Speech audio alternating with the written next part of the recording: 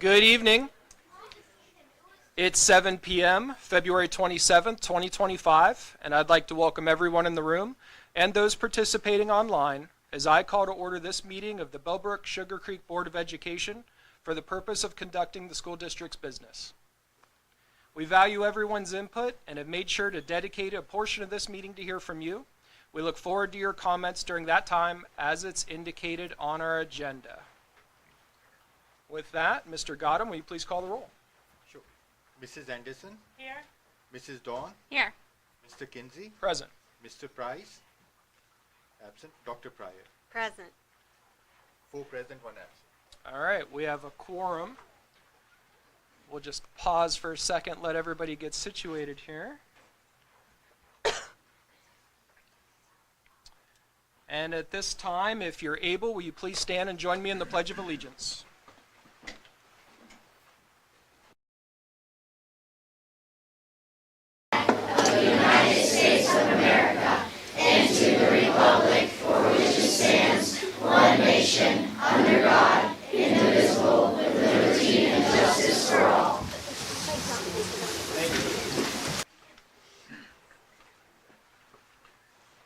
All right, we have a special honor and a privilege tonight. I would like to welcome Mrs. Wellbaum and the Bell Creek Intermediate Choir.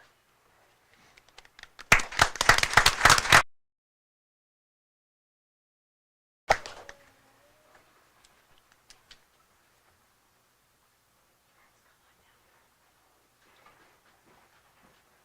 kind of dark back in that corner.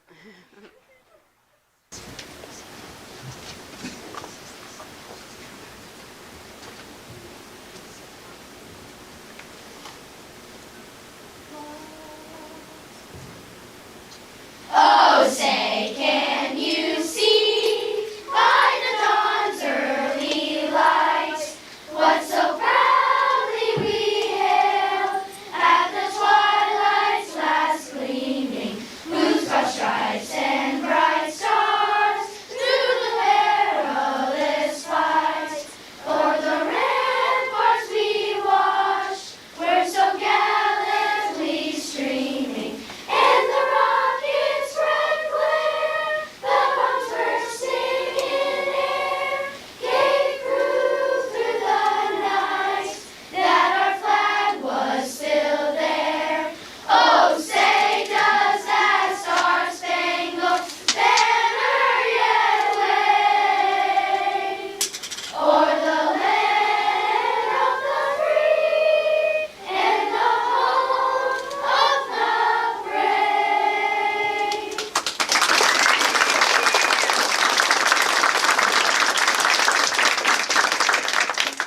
Thank you very much for inviting us to sing. We are a few of the 70 that get together on Friday mornings. For about 20 minutes or so, we get together and we sang for the Veterans Day program. We are singing for you tonight, and they don't even know this because I just found out. We are going to sing for the Dragons game. We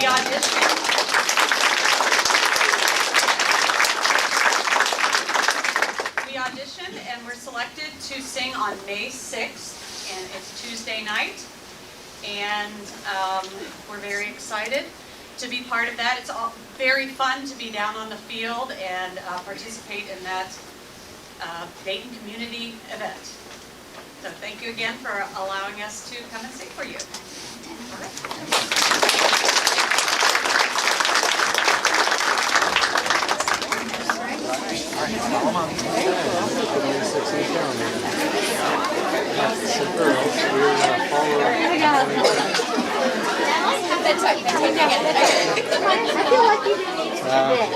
Other activities, sure, you know.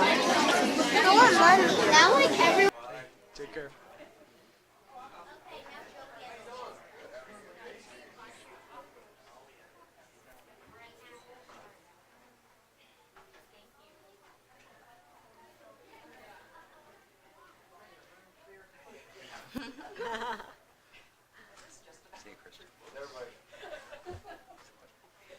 See ya.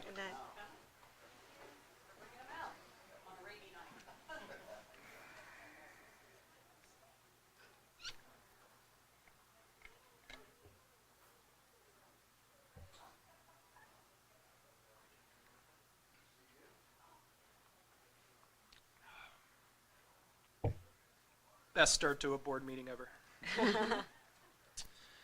Okay, so this is our second board meeting of the month, so we generally don't have a treasurer's report at the second one. Is that correct, Mr. Gotham? That's correct. All right, thank you. So we'll move on to agenda item number 3. Does anybody have correspondence today, especially if it's something that maybe the rest of the board didn't receive? I have something. We got a very nice thank you note from the Bellbrook-Sugarcreek Community Support Center. As you know, they've been in our old Sugar Creek building for years and years. I don't know how many years, 20 years. And that place is near and dear to my heart because I was the food pantry manager there for 2.5 years during the pandemic. But with us talking about possibly divesting of the building, they moved out, and we helped them a lot in the move-out process and let them out of their lease early. So we got a really nice note. Please accept our deepest thanks for all of the support, time, and efforts given to our recent BSCSC move. We could not have made this happen without all of you. We are so pleased to be part of this wonderful community. And it's from their director, Cindy, and all of them. So that was very, very nice of them, and they're really an asset to this community.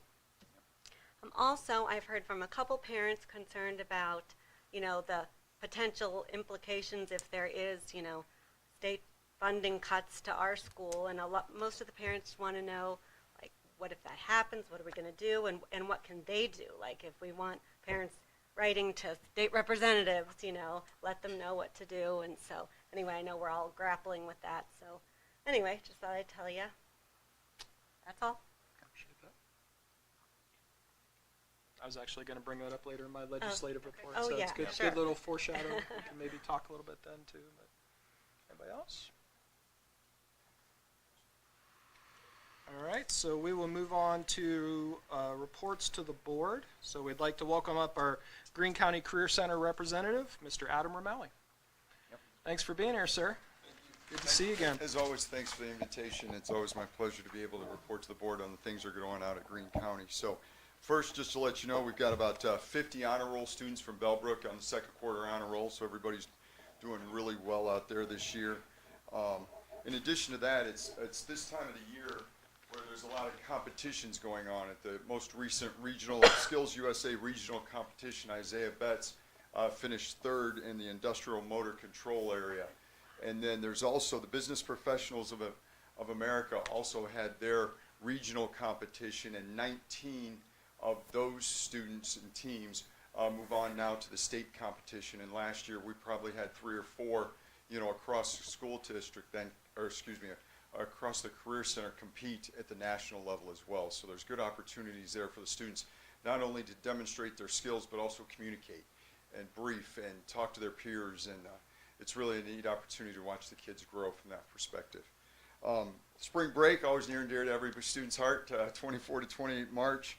I've got a couple of, I want to leave this with you guys tonight. It's the catalog of, various efforts that are going on, the Career Center opportunities. There's 22 career opportunities, from cybersecurity to robotics to drones. They also have the traditional auto collision. They have welding. There's a lot of things going on at the Career Center right now, and now's that time of year where they start to fill out. And we have, we are at capacity, and we are looking at opportunities. The school was just finished, here in the near 21-22 time frame, and we're already looking at acquiring land and how are we going to be able to expand, because the school is continuing to grow. Finally, I'll leave you with May 13th will be the senior recognition ceremony at the Nutter Center. So with that, I'll open for questions or things like that. We have a school building we're looking for to do something with it in case the Career Center's. Just kidding. Just kidding. Yeah, they're not building it themselves. All right. If I don't see any questions, thank you very much. Thanks. Thank you. Thank you for being here. All right, up next, reports to the board. We've been having an ongoing discussion since last October, so lots of great coffee chats, town halls, whatnot. But I'd like to welcome back the Lions Club. They wanted to share a little bit more information. Thanks for being here.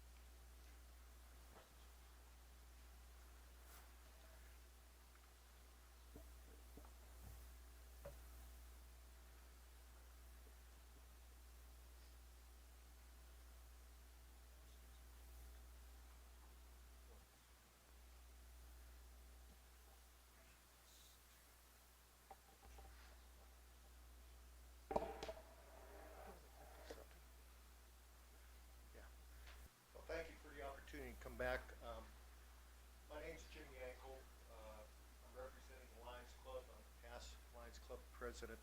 And I wanted to provide a short update from our January 25th presentation that we gave to the board. We have learned that there's some additional interest potentially in the three-story building down there. So we wanted to share some additional information. What I'm going to show you tonight is a concept 3, okay, which would take into account if there is truly an option for that third three-story building. But we still have a strong interest in the property. We want to create an infrastructure for community-focused functions, a location to be utilized by local organizations and events throughout Bellbrook and Sugarcreek, and leverage the proximity to downtown and Sackett Wright. Our goal is to preserve and invest. Our real interest is to continue the Lions Summerfest, which is one of our major fundraisers that keeps our club going. You will see in these concepts, I'm not going to go through all the details from January 25th, it's out there and available, but bottom line is we'd like to build a clubhouse, a gathering space, an amphitheater, some restrooms, and concessions in the back far corner for Sackett Wright Park that could be utilized by the Park District, but yet maintain the characteristics of the city of Bellbrook. So January 25th, I showed this concept 1, and this is with Greene County Educational Service Center interested in the 1-story. And we were proposing we would raise the 3-story, put a stage in their clubhouse, parking usage, and you could see the Lions barn, that brownish out area.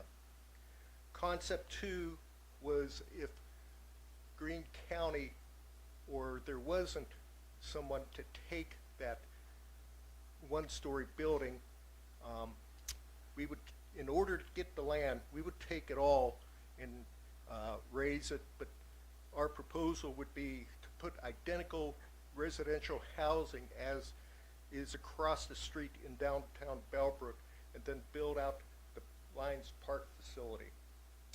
The upper right-hand corner is a concept for a splash pad if that ever went.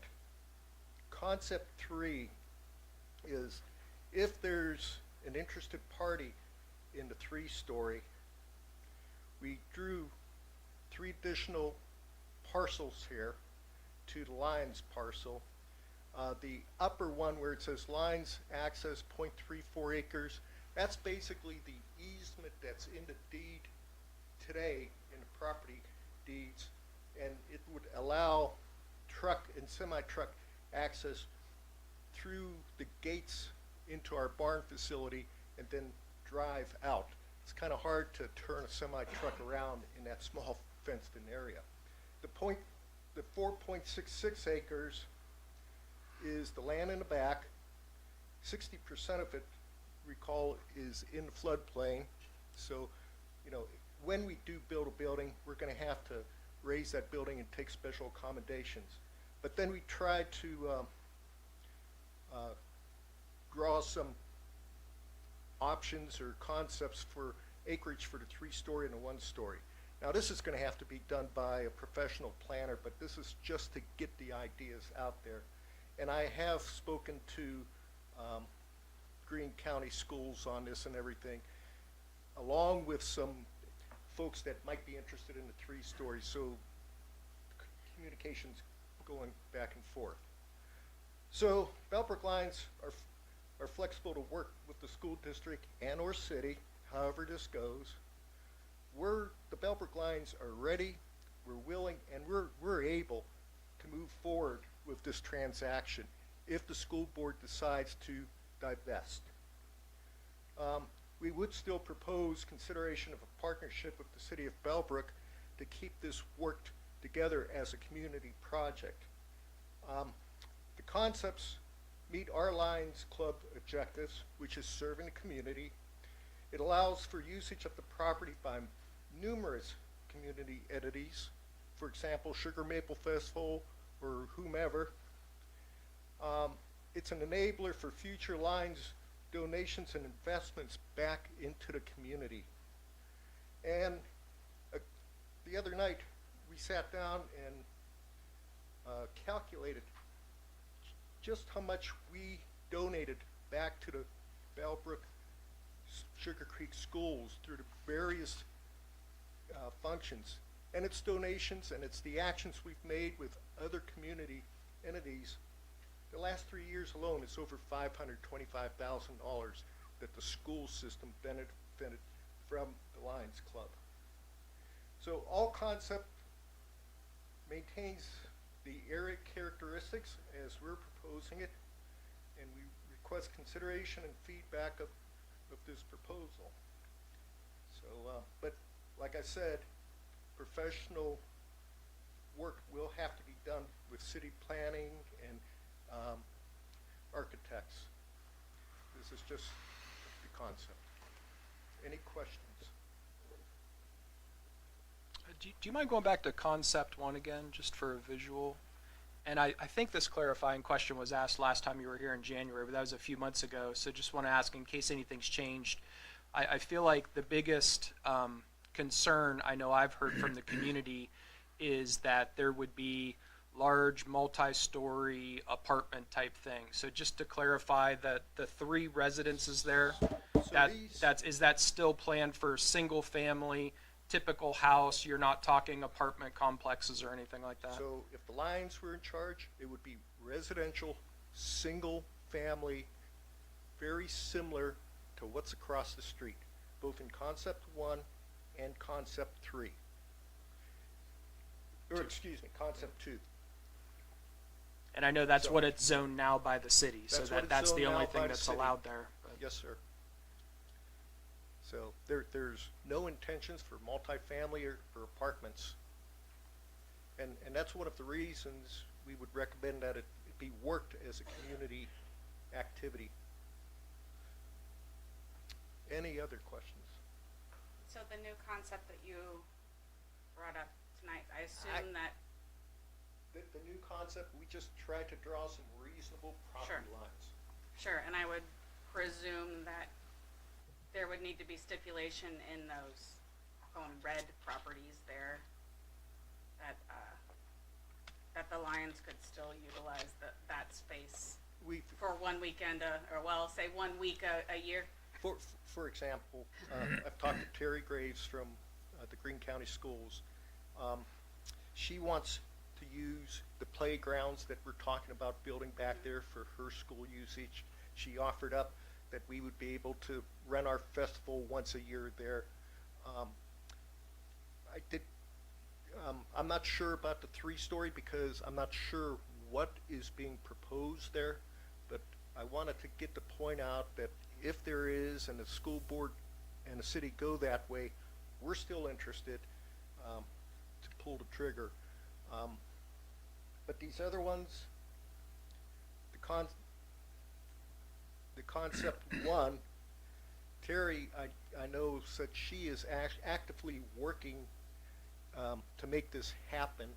So if we had to, we would take that 3-story, and it would simplify things for us for the festival, but it would make it more challenging because getting that building down is no easy task. But we're up to it. We've done some pretty major projects. And so you brought that new concept tonight, and you mentioned something about interest in the 3-story. Does that mean that entities have approached you all with interest, or you're just hearing that entities have approached us with interest? I received some phone calls and I've had some phone conversations. Okay. I don't know if they're here tonight or not. Okay. I don't know. Just preliminary, early, nothing solid. But they sort of led me to believe that they might be talking here. Yeah, so a couple other groups have expressed some interest, and so we invited them to be here tonight. So I think both those groups are here. Okay. Okay. I'll So, stand by. so maybe we'll, only after this presentation's done, we can invite them up. Don't want to put anybody on the spot, but if they do want to give a report to the board, we can invite them up here in a second.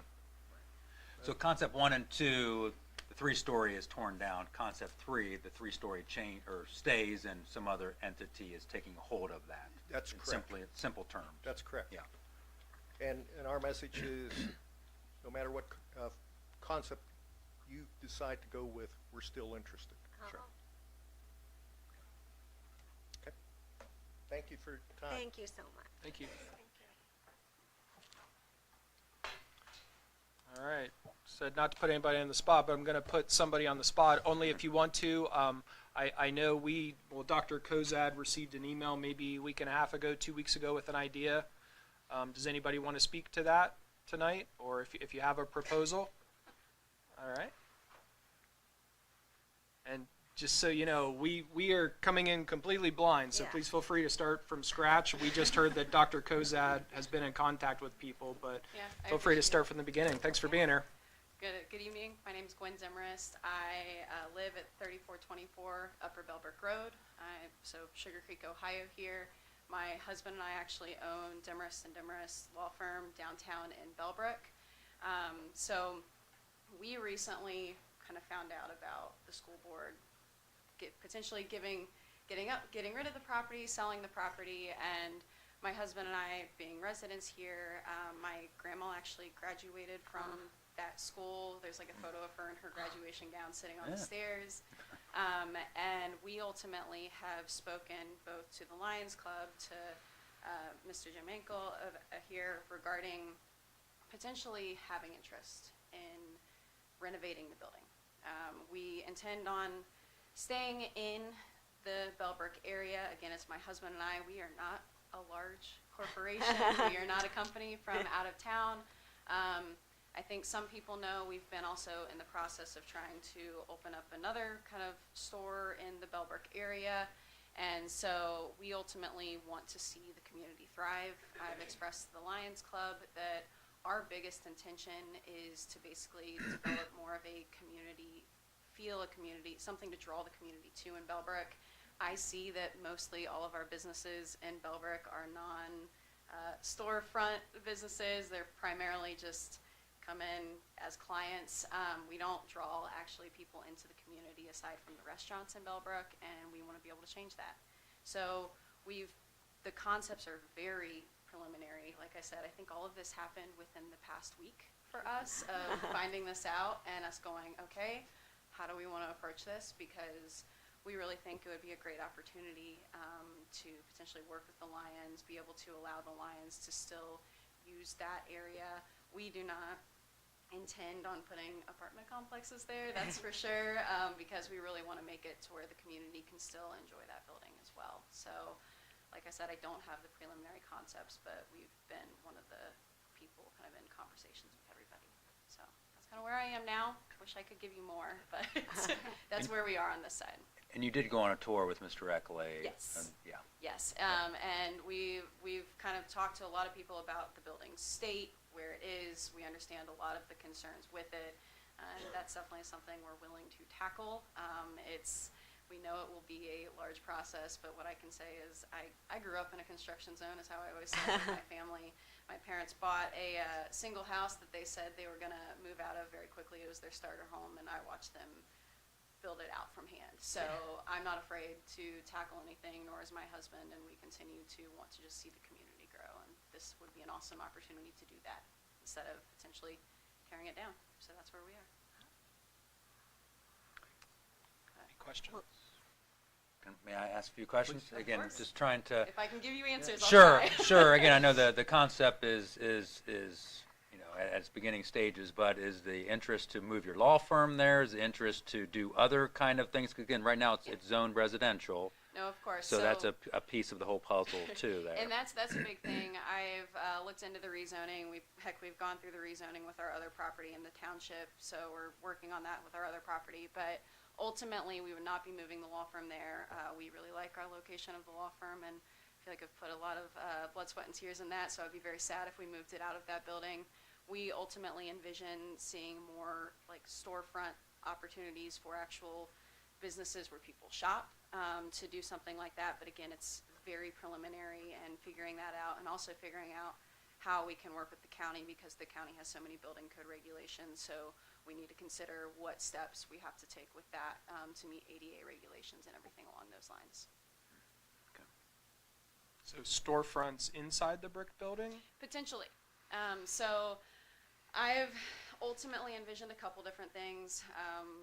One concept we've been kind of going back and forth on is potentially like a market. You see a lot of things change with the Finley Market, Second Street Market, something along those lines to draw people in, whether it be food, whether it be actual storefronts like boutiques, whether it be yoga studios in the process, but a mixture. But we have so many awesome rooms in there, a lot of different opportunities to potentially bring local businesses in and give them more of an opportunity to grow in Bellbrook. But again, very preliminary where we are with all of it.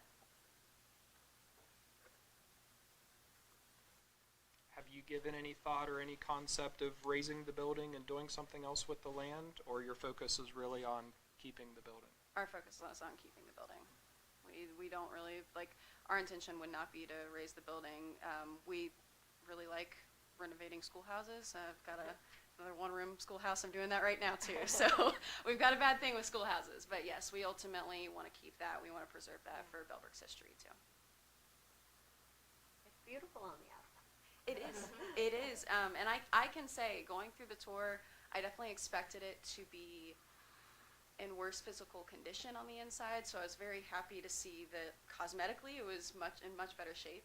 So my husband and I always prepare for the worst when we go into buildings that we're considering renovating. So it was a pleasant surprise with everything. But you are aware of the liabilities of HVAC and Yes. roof and water pipes, and Oh yes. you're Oh yes. eyes wide the open? plumbing's been my biggest thing that we've talked about. With all of that, because nobody likes digging into cement to fix plumbing. So yes, we've well aware of that, well aware of the roof, well aware of the lack of elevator for ADA standards as well. So we've been considering any options along those lines.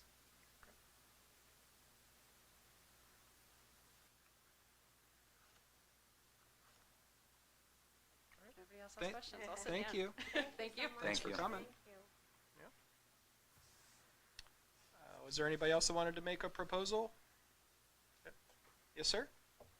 Yeah. Mr. Von Handorf, I presume? All right.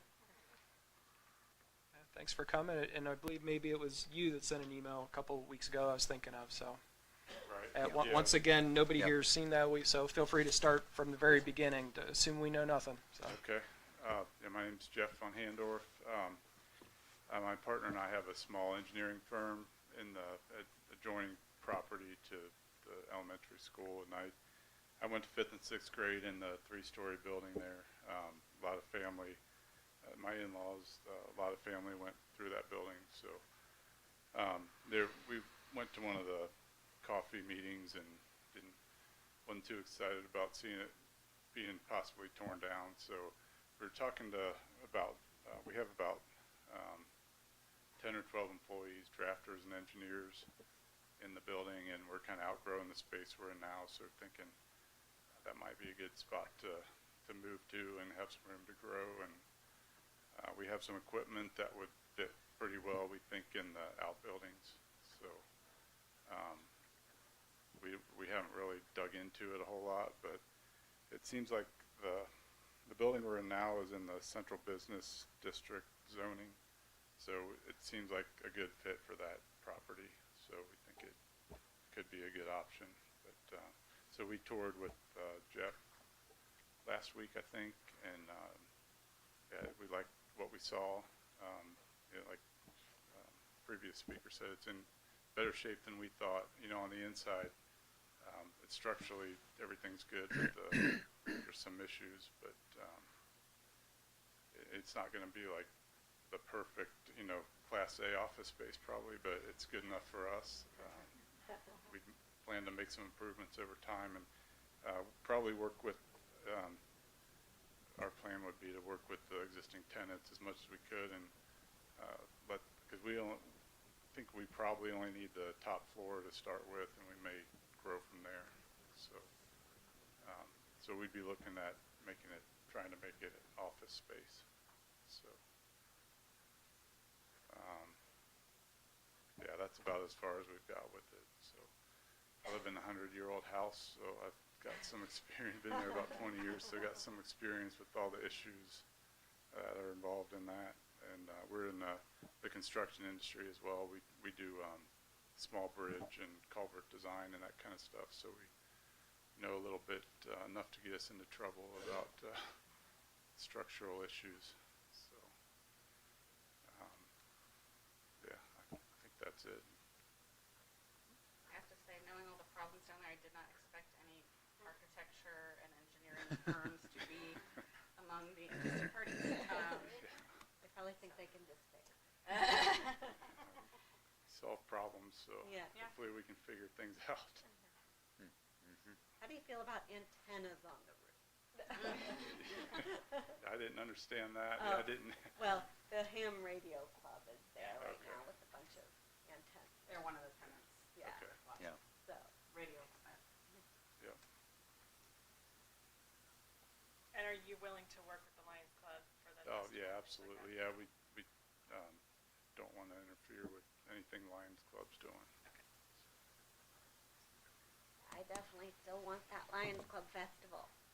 Yep. I don't want any more goldfish brought to my house, No. but I really want the Lions Club festival.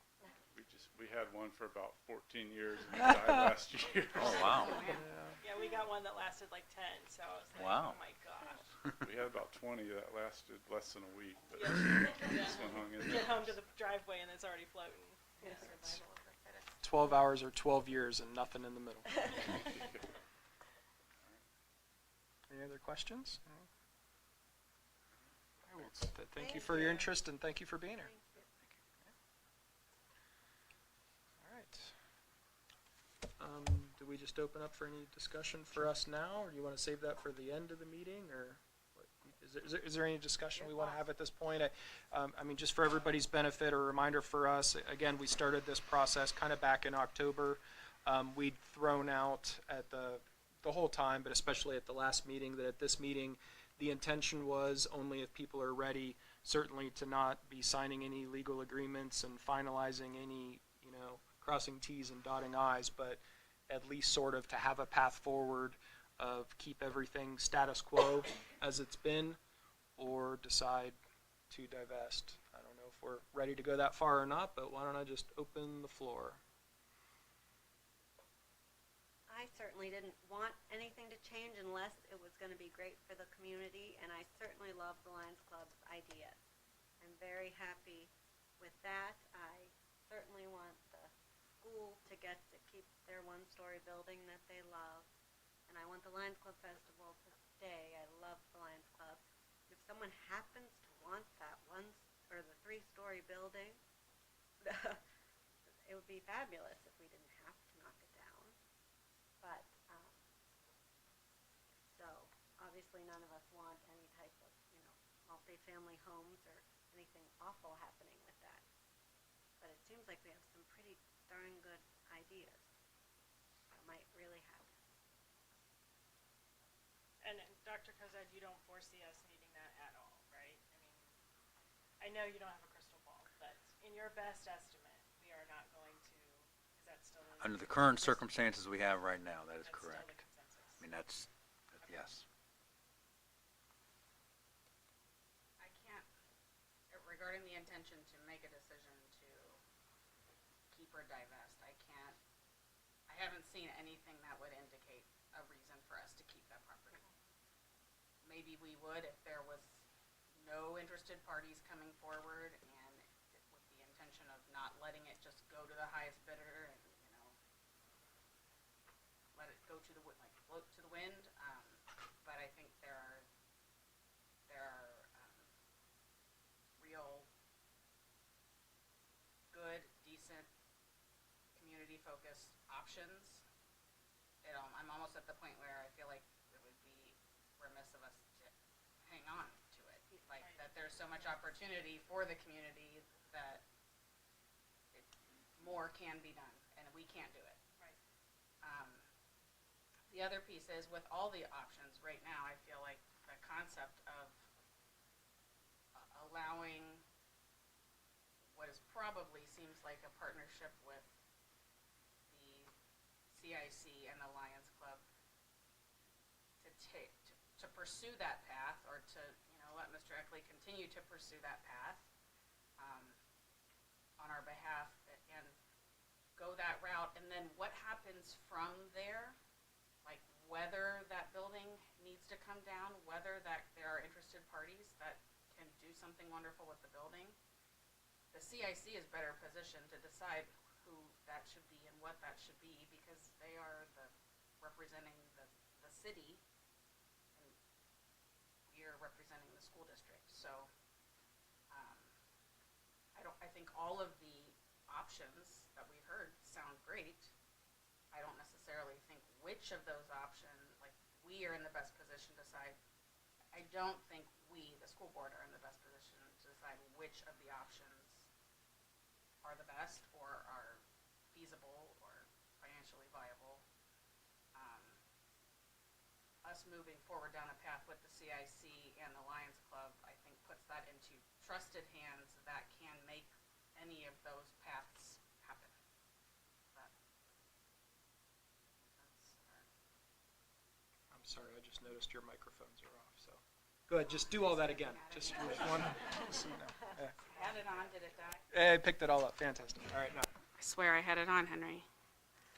I will say. Did you get any of it? Okay. Very Okay. nice. I think that's very well said, because I just personally, I get a little nervous knowing how many different options and how many different puzzle pieces are possible, thinking about rezoning and working with Greene County zoning, and that could be a lot for a school board, for sure.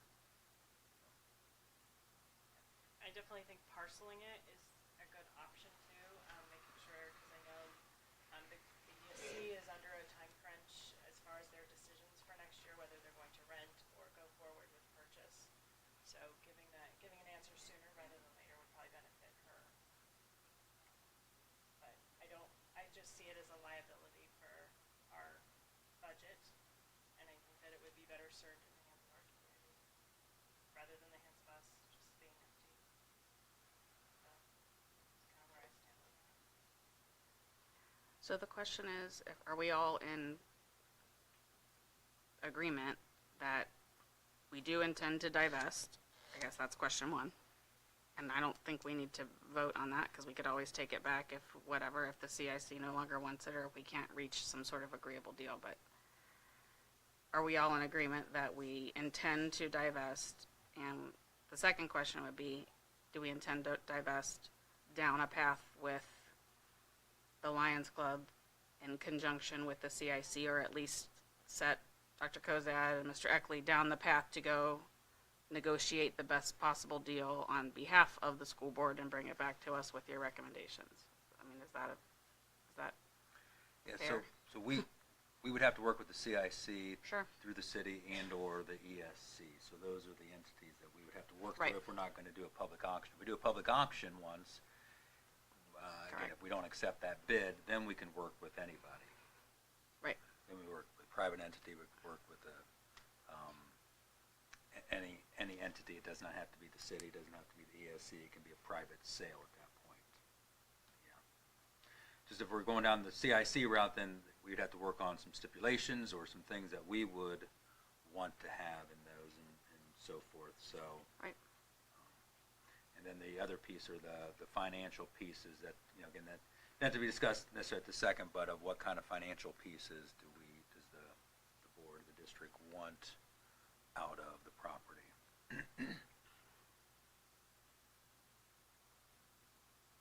The other, again, I know there's a lot of possibilities and options, and so maybe at the next board meeting or a special board meeting, maybe we could have our board attorney meet with the board and go over, if we're thinking through, like throwing out scenarios. This is a reason that we can go in executive session, is about the sale of property and dealing with property. So the board could, go down different scenarios with the attorney, and the attorney could, say, if you do that, you can't do that. Here's the positives and negatives with those options and so forth. So that is something that originally we were thinking about tonight, having her here. But we had some late ads of some other folks interested, so we kind of pushed that off a little bit. So maybe that's a possibility to get a little, we can throw out scenarios or ideas to her and see if those would work. Make sure before we go down one path too far that we know that that's a path we can go down. have to hold a public auction though to be able to work with those other entities, private or no? With a Without private the entity, CIC. with the CIC, no, because the CIC is an arm of the city. So the city you can work with without going through a private or without a public auction. You work with the ESC without public auction. But if you work with a private entity, a private business, then you would have to go public auction, not accept that offer. Then it opens up to any option of pretty much doing anything we want at that point. But the financial benefits, if we went through the CIC, would still come back to the district, is that correct?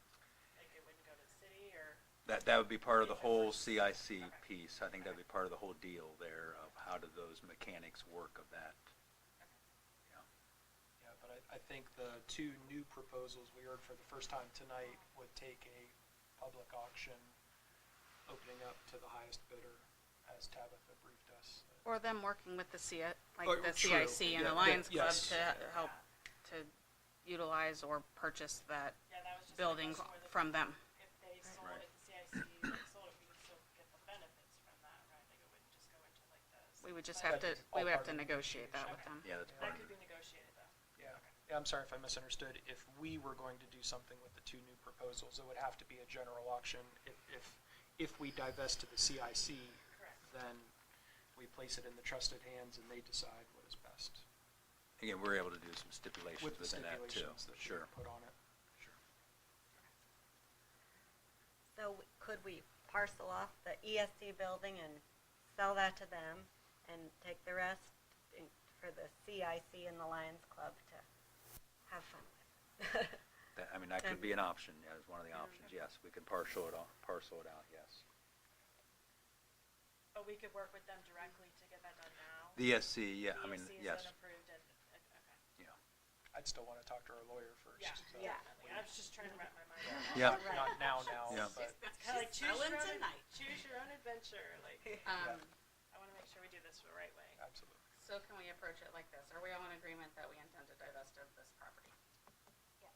Yes. I mean, I know we're not voting, but is I've, anyone I've not heard anybody say to continue status quo with the $43,000 loss every year and the looming $700,000 liabilities. And I know Mr. Price is here, but I didn't get that impression from him during our last meeting either, that that was something he was interested in. Right. Um, I think he's more concerned about who it goes to rather than right. whether to sell or not. Can we then say that Dr. Kozad and Mr. Eckley, please go, continue to, I think you've heard everything here, pursue this on our behalf and as soon as practical, bring us either courses of action, options and recommendations as to what you think is in the best interest of the district after hearing, I guess, our intent. Is that fair? I would like input from our I would, attorney. yeah. I mean, obviously, yes. Before we Also- do that, yes. But, That would be my thought of making sure that Ms. Justice sure. is able to say, we're going down this path, that path is fine. It's kind of a chicken and egg thing. Like, come up with some good options and then run them by her, or let her tell us all the things that are possibly floating around and then narrow it down. I feel like maybe coming up with a Yeah, I few think, options and then let's see which one, make sure they're good with Right. her. And obviously you all Sure. you can discuss with her. We just can't all discuss with her Right. outside of a public meeting, but you Right. can engage her. again, I mean, unless the board disagrees, I think we have good enough ideas of a few possibilities that we could run with and run them past her. I think we have enough meat on there to, When some of those So- might be dead in the water with the city or with the Lions or whatever. Right. So discuss those, weed those out. yeah, again, the lines would There's have to work certain through the options that- CIC. Sure. Yep. Um, CIC is not going to want to play, like they're not going to want to touch this though without, I think, Plan. the Right. partnered support. Sure. So, hand in hand. Sure. So I mean, I could come to the next meeting if we're going to meet with Tabitha and have some scenarios roughed out. But I think we already have some that are roughed out here, but I could do a little bit more and run them, and we could run them past her. And then the only other kind of ask I have is just make sure if there are any very critical deadlines that we're not aware of grants expiring or somebody withdrawing an offer if it's not met by this date or something, just please let us know those. Right, yeah, that's why I was saying, like, Terry, I don't wanna sell the building right now tonight, but, Terry has on a timeline for next year, so. Yeah, I think for her, if it's either A, sell, or B, rent for another year, I think she'd be fine with, I mean, I think she'd want to buy, but she would be okay. She didn't have to find another property for students, right? Assure But, her of that. but yeah, we have. I mean, I have to a certain I have that. She has We're probably going to do one or the other just because the timelines are probably not going to work out. But again, we just met, and so couldn't fully ensure that that's not what we're doing just because I don't want to speak for the board. But that we're getting close to a timeline or a deadline, and we got to let them know. Either we're going to continue to rent or we're going to sell in the near future, but at least continue to rent to her in the very near future. She'd be scrambling to find another building at this point.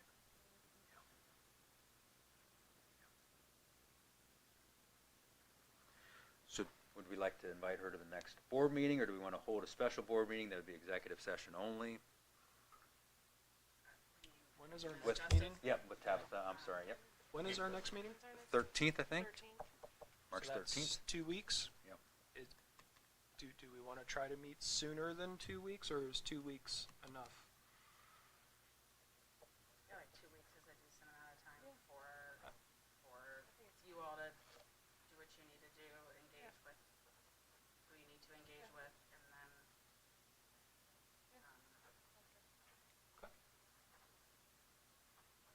And I just want to thank the Lions Club for setting the standard in the bar, because I want to make sure their interests, to me personally as a single board member, I think I weigh their interests in the property very heavily. So thank you for bringing all of that.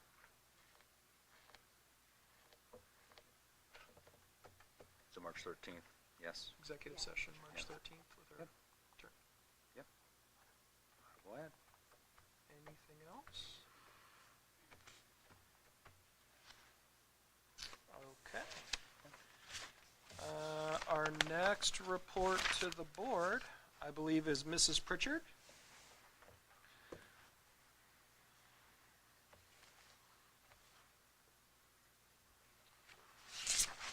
Mrs. Bridget Pritchard is our Director of Special Education. Thank you so much for being here.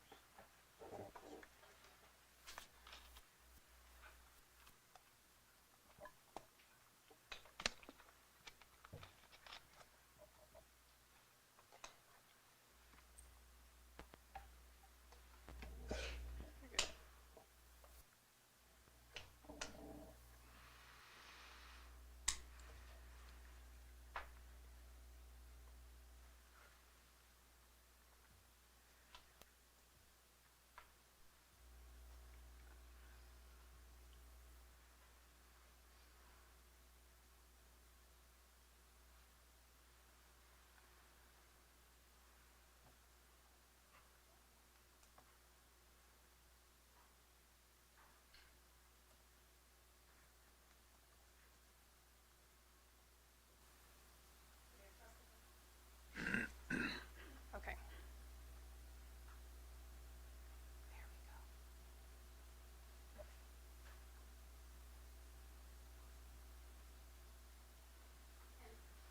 In your packet is a copy of the presentation. You are welcome. A summary of the special ed policies and procedures. And then the actual policy, you're welcome, and procedure document for special education. So thank you for my introduction. Good evening, members of the board, community, family members, and district members. It's good to see everyone. You haven't talked in a while and your voice gets rusty. So today's presentation will cover two separate topics. First, we're going to review the district's special education policies and procedures, including legal requirements, submission deadlines, and enforcement actions. And then next, you're going to be updated on the special education indicators, the ones that just posted for January.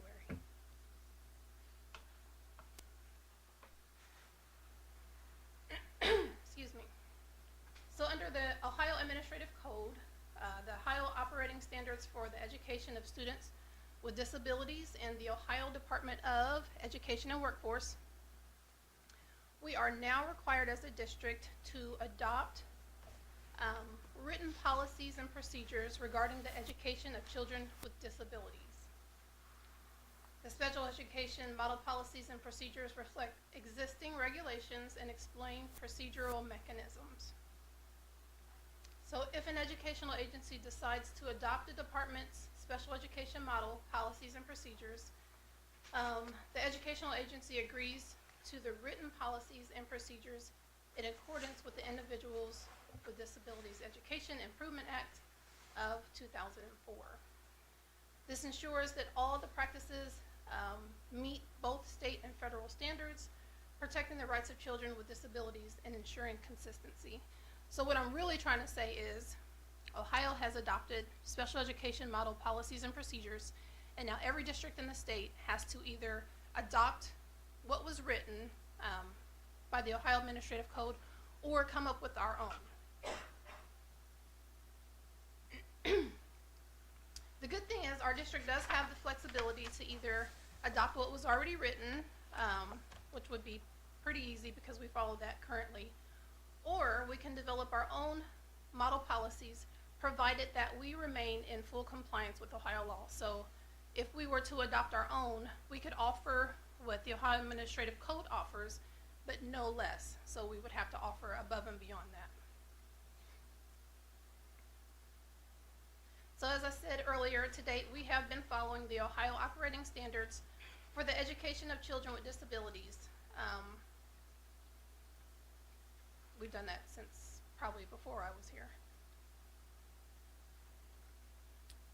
So starting today and moving forward annually, we will be required to notify the state of our current special ed policies through a formal submission process to the Ohio Department of Education Workforce.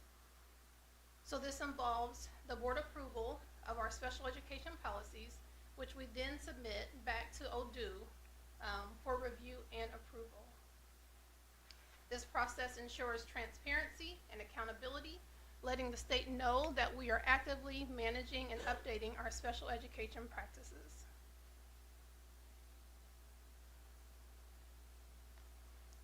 It's also critical to note that the deadline for submitting our first policy and procedure will change after the submission. So this time around, our initial submission will be March 30th, which is a really quick turnaround because we just got these initiatives, I think, end of November, December. However, the regular schedule for submission will be no later than November 30th annually moving forward. Beginning December 1st of 2025, the state will conduct an annual regular review of our district special education policies and practices. This accountability monitoring is designed to support us in maintaining high standards and addressing any areas of noncompliance quickly, ultimately helping us better serve our students with disabilities. So before I move on, do you all have any questions about that? I do. So do we have to have new special education policies approved by us before March 30th? Yes.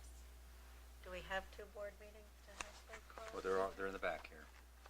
Okay, so, do they have to be So on we're an considering agenda? tonight as Are a they first on the read. agenda? I didn't even see them. No, they'll be on March's agenda. Okay, but do they have to be on 2 board meeting agendas? There's no Like- requirement for it to be a first read and second read. Oh, there's not, okay. No.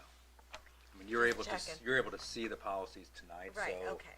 I guess unofficially it would be a first and second read. Okay. But Just wanted to there's make no sure requirement for kind of we didn't first get and second read. It's trapped. gonna be a resolution on the March board meeting. Okay. Yeah. All right. So am I taking this to mean that your recommendation as the Director of Special Ed is that we adopt ODU's policies as written? I would, only because the timeline was so short, and because we've always followed the Ohio operating standards for children with disabilities, that makes sense for right now. Okay. I would just, personally would ask that if there's a time when you think that yeah, sitting down and writing these from scratch, I think it's a bad idea, right? Like, it's too hard to comply with everything. But sometimes if you go do your own, you can start with what you know is already good to go. And if Right. there's a piece part that would be better written a different way, you can, you know, diverge from there, if you will. Right. And if there are times when that would be prudent, because I'm not going to sit here and say that everything that's ever been put out by the state of Ohio is like lovely and perfect, right? So, yeah, but we are not the experts on this, and we would be looking to you all for your recommendations there. And just keep in mind that the Ohio operating standards is always derived from IDEA. It's not in its entirety, but I do agree with you. There are some things that we could offer or add in to the existing model policies, but that would take a team and more time than what we were given Sure. this time around. So I kind of think that move was strategic Sure. for right now, but So maybe a future goal. right.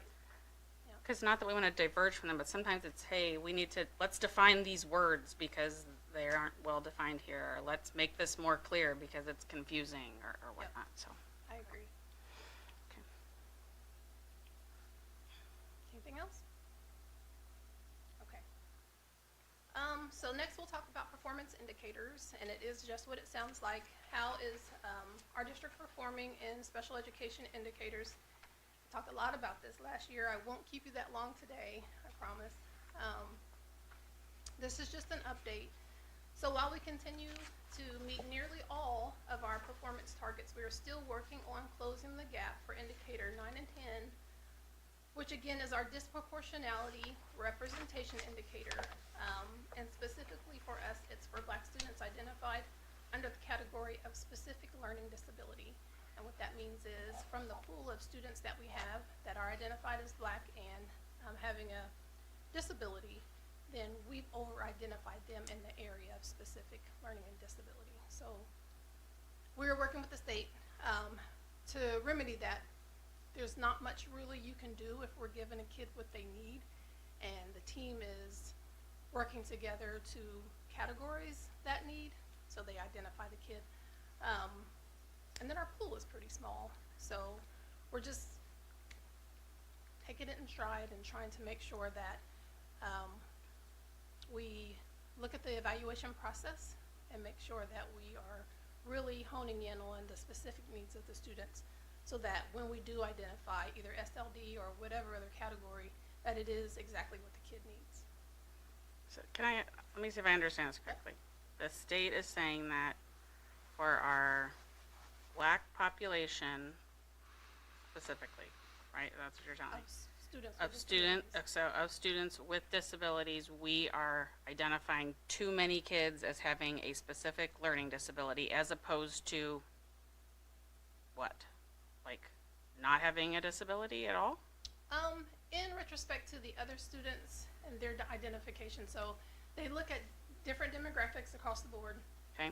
and within those demographics, how many of those students are identified in the same category slots? So just for this slot,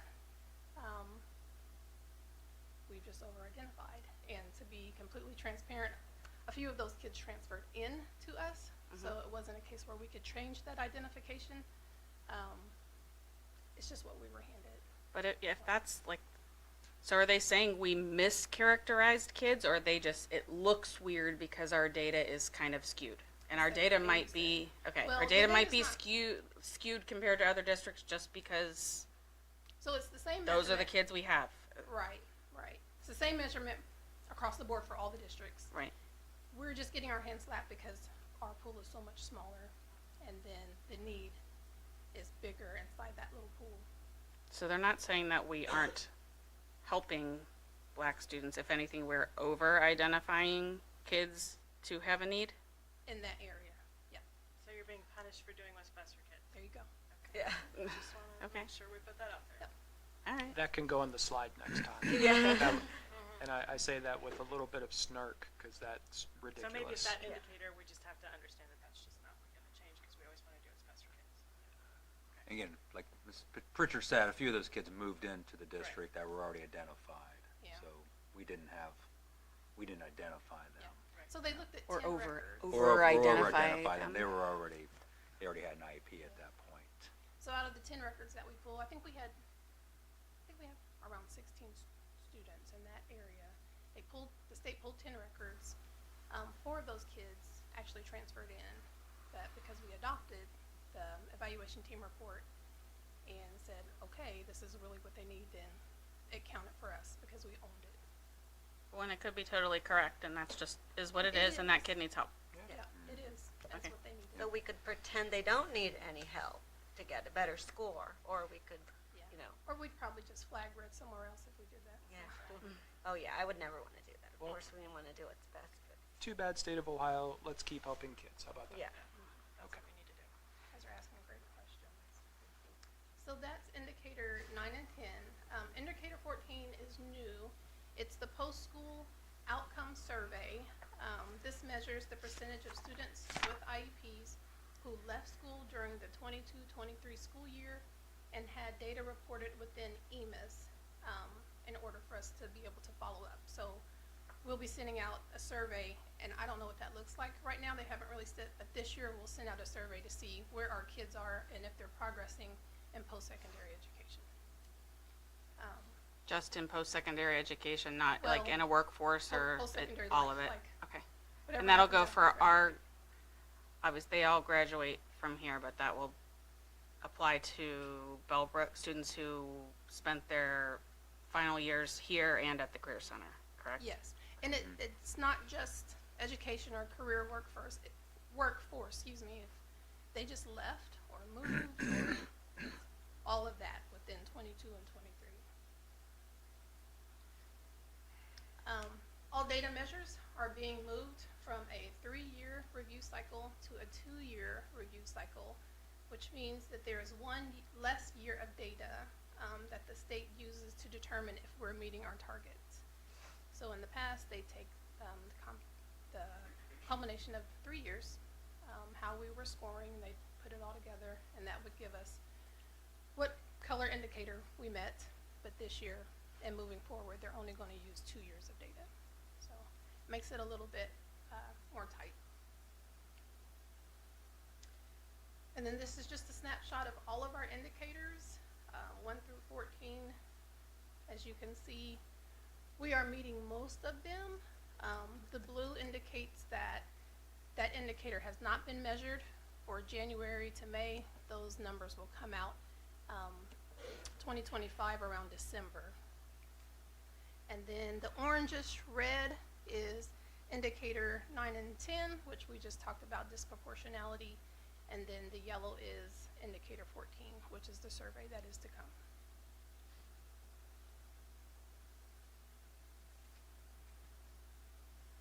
So if you have any questions, these are the frequently asked questions. You have a copy of that in your handout. And this is more in regard to the special education policies and procedures that we'll have to approve here pretty soon. Question about the policies and procedures. So we have to approve them, but I assume they do not become part of the board policy. They don't become part of that chunk, or do they? It's kept in a It's by separate. board resolution is Oh, the so it's district not- is accepting those or Okay. accepting those as our special education model policies and procedures. Okay. It is not won't specifically become part a of our board board policy. policy. Okay, that helps, and that's why Yeah. we don't need a first and second read. Sorry to go to the procedure, but I was confused by that earlier also, because coming in, I thought that it would need to be board policy, but now I see the numbering scheme's totally different. This Right. isn't board policy. No. We typically, okay, so that's why there only needs to be one read of this? Right. Okay, that makes more sense. Thank you for that clarification. And so if I could ask, you said the copy of this went out, is out available on the website in board docs to the public? The model policies? No. Can they be? Like, Sure. I mean, I'm sure they're already linked on the website. We Yeah, can it's put a already- link. Yeah. It's Because- available for everyone. Yeah. We can mean- put it in the board docs. In a sense, this is first read, right? And that, I know there are some special ed families here and that, like, I think the intent is that we move forward with dues policies for now. If anyone in the district, families or whatever, take a look at these, read these, and if there's something that you want to bring our attention to, please do so as soon as possible. So that we can reach out to you and Put you a know, copy on our engage. website.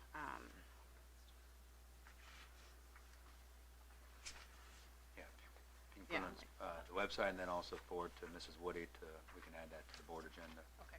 Yeah. Yeah, we can do Any that. other questions? Yeah, so at the March board meeting, there'll be a resolution presented to the board to adopt these.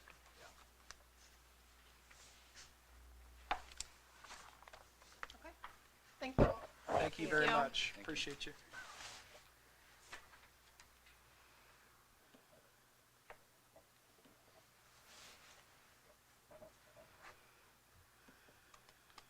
All right, up next, we would like to welcome Dr. Monroe. Dr. Teres Monroe is our wonderful principal at BCI. Thank you so much for hosting us tonight. Thank you for for coming to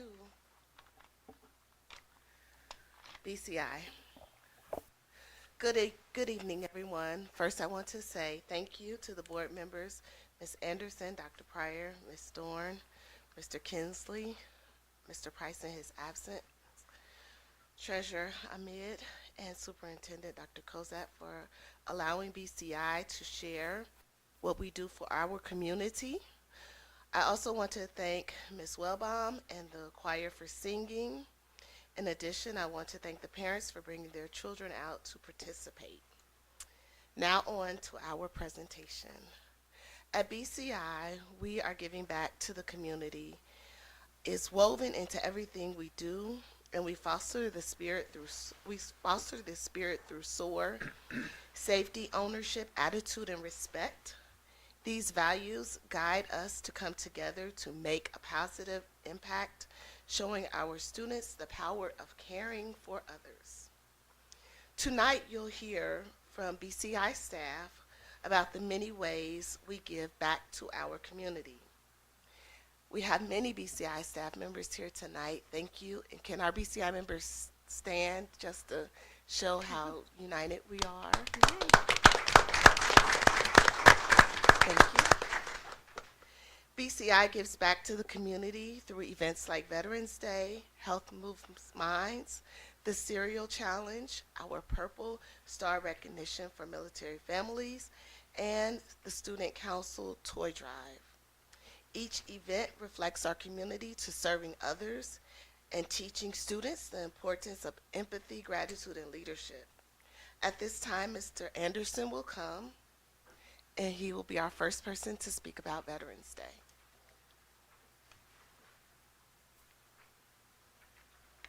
Thank you.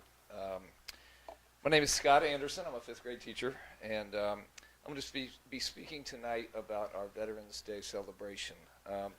We started the first Veterans Day celebration back in 2017, and fifth grade students and our BCI military kids were asked to invite veterans that they knew to come to Bell Creek, and so that we could honor and celebrate them. And the third and fourth grade students chose to decorate the halls and make our building show its pride for our men and women of the armed forces. The day of the event, we started with a heroes parade throughout the hallways of our school. All of the third and fourth grade students lined the outside of the halls waving American flags and holding signs that said thank you for your service. The veterans walked down the middle of the halls and patriotic music played overhead. After a couple laps around the building, the veterans then made their ways to the gymnasium where they were greeted by a Sabres Arch made by the Bellbrook High School JROTC.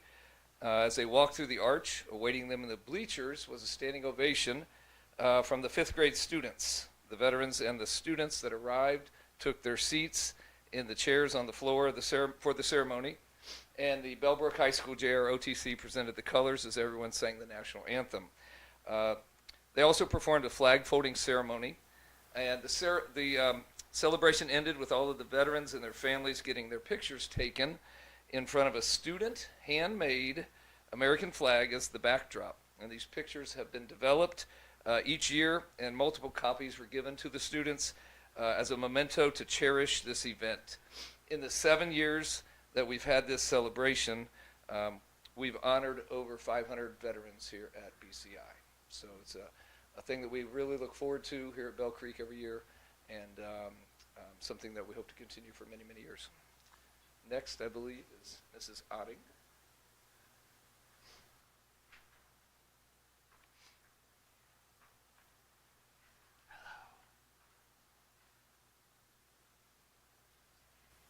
Hello. I'm Nicole Otting. I'm also a 5th grade teacher here, and I am talking about the pumpkin auction. It has become one of the many highlights of the fall season, especially here at Bell Creek, within our community, within our school. The 5th grade students and their families are able to put their talents to work by decorating fake or real pumpkins, and then they're auctioned off by professional auctioneers, which is fun to see the kids' reaction if they've never seen that before. And it's right here at Bell Creek. All of the proceeds go to a Special Wish Foundation, which supports families in the Dayton area who have a child that is diagnosed with a life-threatening disorder. Many of our pumpkins have been sold for over several $100s, resulting in multiple children having their special wish granted, which is a really special thing to see, and know that we're providing something that does good for others.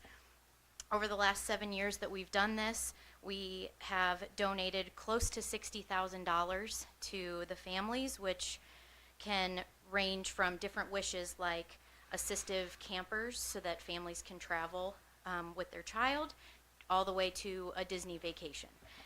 The ability to provide families with a brief break from doctor's visits, appointments, and treatments, it truly brings us great joy, and I know that it brings a lot of joy to the families that it benefits. So, thank you so much. Thank you.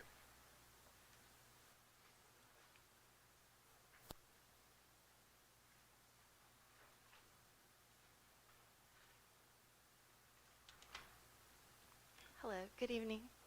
My name is Mrs. Taylor. I've said that all day long. Sasha Taylor. And I teach the entire building in physical education, so all almost 700 children. If you have not heard of the Health Moves Minds program, it's you can kind of consider it as the big sister program to Kids Heart Challenge at Stephen Bell. That's the best way I could describe it. We learn about our health and we raise money for a good cause. Last night was the finale to our 7th year in the program, and last night was our obstacle course family night. Some of you were here. Last year our focus was helping Bellbrook Lions Club, and we contributed to the playground outside and love that. So we continued the theme, and this year we're designating the fundraising to go to our blacktop makeover to make that more inviting during the school day for children to use. And also we're including the American Heart Association. We celebrate with the obstacle course. And at the end is our finale. And then this year, since we did beat last year's total of, we cleared 14,000 as of today. So we will be hosting another roof night in May. We always wait for a better weather month for that. But it does allow another evening to invite the families back to the school, and always lots of fun. So we'll keep you posted on that date this May. But I would love to thank the community's support for all of the fundraising over the last 7 years. And this includes the 320 students who came last night that went through the obstacle course for 3 hours, and the 191 students that actually contributed financially. Anybody is invited to the celebration night of the obstacle course, but basically a third of our school contributed financially, so we're really proud of that. And next is Mrs. Barlow. I could interrupt. Which board member is the liaison for BCI? It's me. It's you? Yeah. Perfect, because I was going to nominate you to join them on the roof, because I think that would be a great way to demonstrate our support. I didn't hear For a what date, they're but I think I'm doing. busy that night. We can schedule around it. All right. Play that.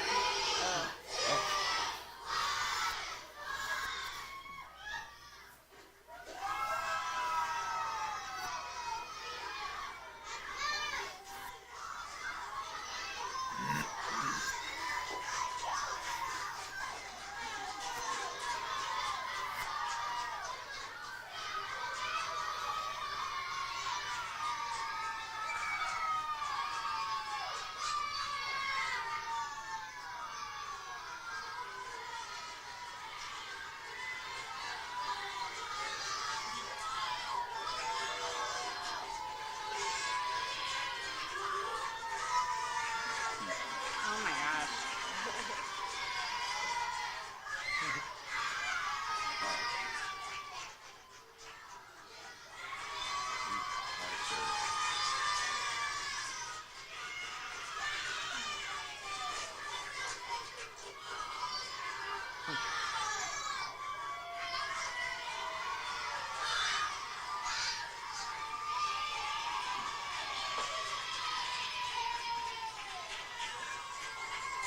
Who's the videographer? Like, who's having to chase this? Is it videographer? Yep.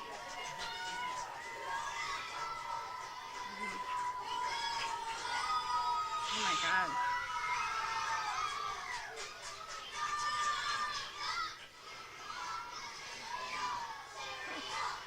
There it is. There it is. In the move of the full cereal.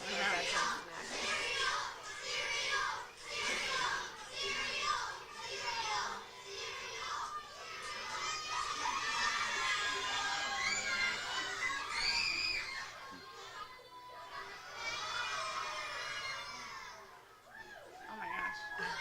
No, which way we're gonna go?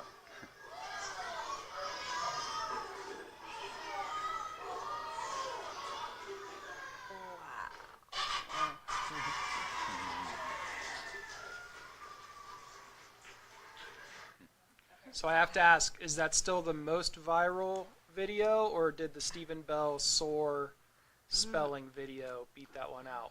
What are the rankings, sir? Do you know? All right, you can do that. Fantastic. I think the video really speaks for itself, but I thought I would just comment a little bit on how the cereal box challenge has grown exponentially in the 3 years since the idea was born in Sasha Taylor's head.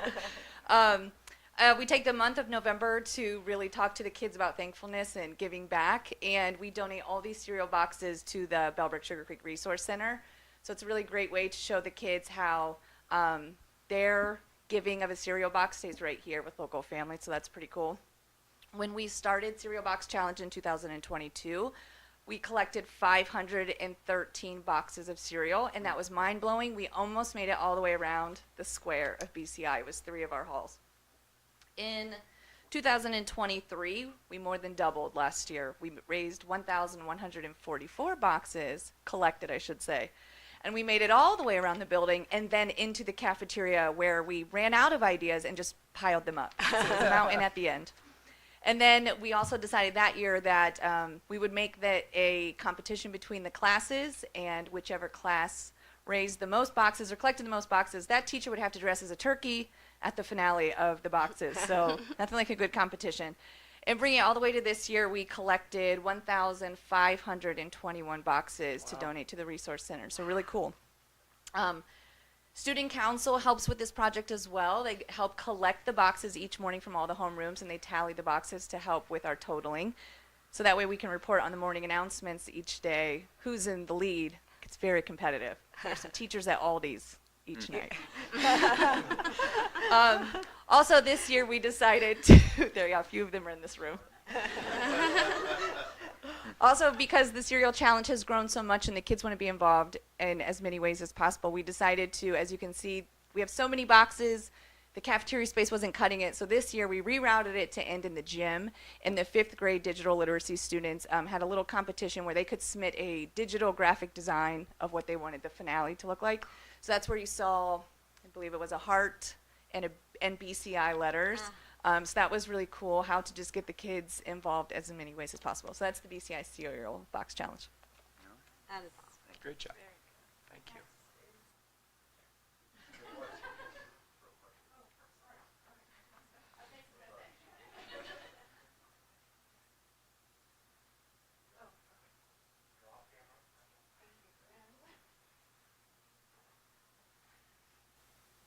Good evening. My name is Beth Benton. I'm the Military Family Life Counselor here at the Bellbrook-Sugarcreek School District. I'm about to finish my 4th year here, which is fantastic. I was asked to speak briefly on the Purple Star Award. The concept of the Purple Star Award was introduced by Pete Lupiva, who's the Military Interstate Children's Compact Commissioner for the state of Ohio. And it's awarded through MIC3. Mr. Lupiva is joining us this evening from Columbus. When I asked him if he would like to speak about the award, he expressed interest in hearing my explanation first and mentioned he'd be happy to answer any questions afterward. I must admit, I feel like it's a bit of a test. The Military Interstate Compact Commission is an organization that protects the rights of active duty families during school transitions and ensures their access to educational resources across diverse school systems. So the Purple Star Award honors schools that demonstrate a strong commitment to supporting military-connected students and their families. I'm happy to state that Stephen Bell, Bell Creek, Bellbrook Middle School, and the high school all have been awarded Purple Star status. The district has shown its commitment to our military families in the following ways. Each school has a dedicated liaison trained in federal laws and considerations for military students and families. Here at BCI, it's our Mrs. Taylor. BCI ensures teachers are informed about military-connected students and their unique needs. Each school maintains a dedicated webpage with resources and contact information for military families. Each year, Bellbrook High School hosts a military appreciation night at either a basketball game or a football game, and those have been lots of fun. We identify military-connected students and include them in our lunch bunches in various groups. We have grief groups, groups based on needs, deployments, families PCSing in and out. And we celebrate Month of the Military Child in April. As a district, Bellbrook-Sugarcreek hosts a Spirit Week for Month of the Military Child. And BCI will host our 2nd annual Military Student Ball, which I'm really excited about. It's set to be even more exciting than last year. This event will take place on April 24th from 5 to 7. In addition to the red carpet entrance, DJ Debbie Sweeterman, games, face painting, and a photo booth, we're excited to welcome the Claiborne Grill food truck for this year's event. So that's very exciting. And we're still planning, so we might have some more, so please come out. This year at the high school and middle school, which high school and middle school, it's harder to engage that student population, but this year we will be hosting a fitness challenge for the students at lunch to highlight the physical fitness required and demonstrated by our military members. Thank you. Thank you very much. Thanks.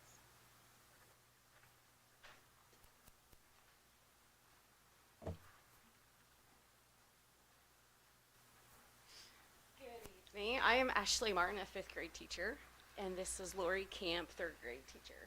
We are the student council advisors for this year, and one of the things that we did the very first time this year was a toy drive. And the student council came up with this idea, first time we've ever done it, and Lori and I were like, not sure how this is going to go, because everything was online. So everything came from Dayton Children's Hospital. We reached out to them. They had an Amazon wish list, and you could purchase things from the wish list, and it could be directly sent to the hospital. Or you could also go another route by purchasing them and dropping them off here, and then Lori took them up to Dayton Children's Hospital, and we donated all these toys. We donated over 100 items, all brand new toys for the kids.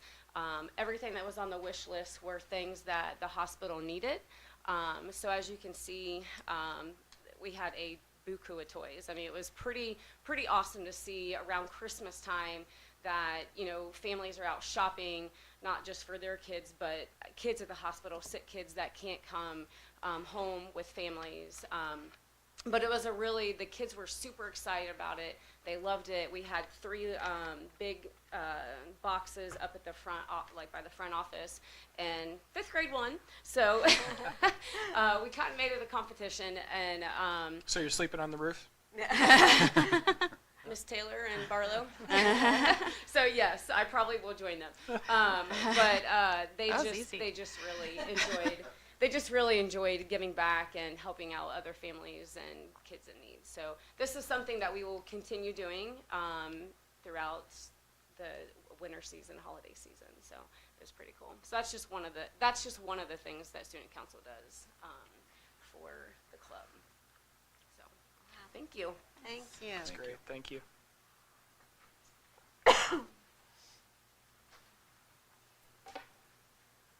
This concludes our presentation. We want to say that BCI, we are incredibly proud of the kindness and generosity that thrive in our school. And Mr. Klein, can you come up here with me, please? Thank you for helping put this presentation together. We know that each act of kindness strengthens our community, and we thank everyone who helps make these moments possible. Do you have any questions for us? Who set up all those cereal boxes? Did each class set them up? Is she there all day? Okay.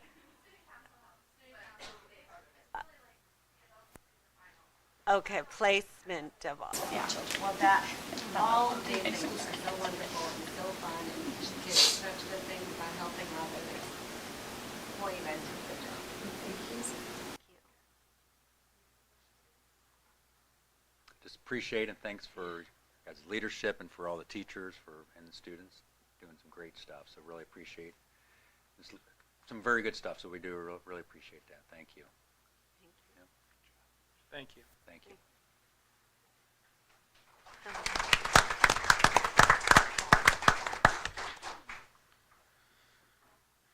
All right. I think that takes us to our committee reports. I can pause. I know we already had one mass exodus after the choir. I know everybody has an early morning tomorrow, so there'll be no hard feelings whatsoever if anybody else wants to excuse themselves. Really appreciate you all coming.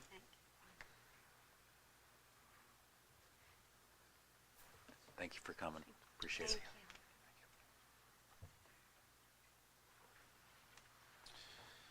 Okay, a couple times a year, I don't know, 2-3 times a year, we go through and just give reports back to the board about the various committees we may or may not be a part of.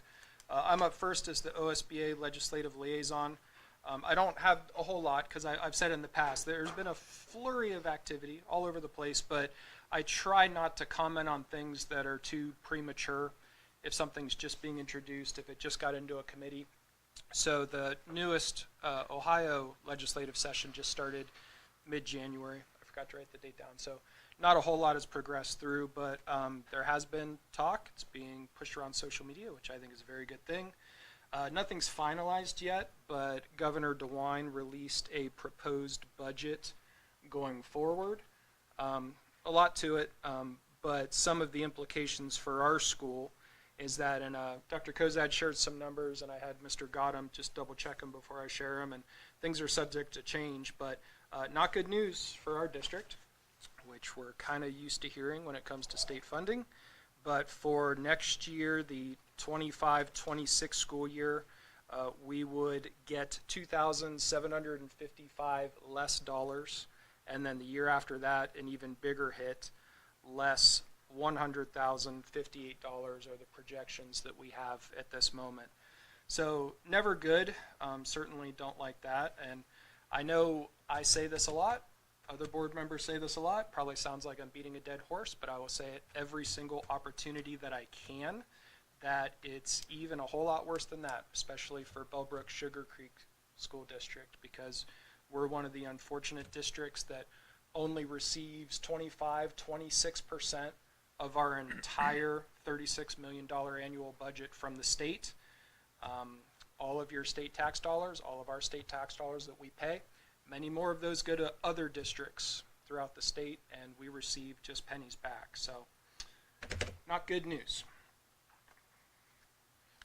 But that's really all I had for tonight. Everything else in my mind is just too premature, and I can back later.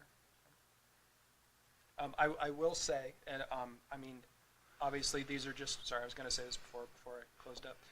These are just proposed numbers, but once Correct. they become final, if they become final, we obviously need to take a look at how that impacts us, operations, certainly 5-year forecast, those types of things. So maybe we can revisit that at that time. And I would probably say that, again, those are proposed numbers, premature, proposed, but I would say that's probably best case scenario. I would think it'd be possibly even worse than that, because that's just the governor, so the Senate and the House haven't had their say in it. But again, it's all proposed right now. But Yeah, I agree with Dr. Kozad. I think this is the best case scenario for us. From the best going of the forward, worst, yeah. Once the now the legislature, it will go to the legislature and they make their changes. They'll add and take stuff out, and it goes down from here most likely. Well, thanks for that happy ad. Yeah. Sorry. Yeah. Despite it being ruled unconstitutional many decades ago, Yeah. it continues.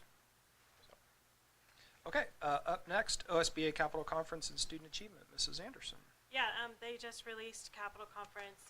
Student Achievement will be hosted again at the OSBA Conference, so if any of our groups would like to go, please reach out to myself or Dr. Kozad so we can put that into motion.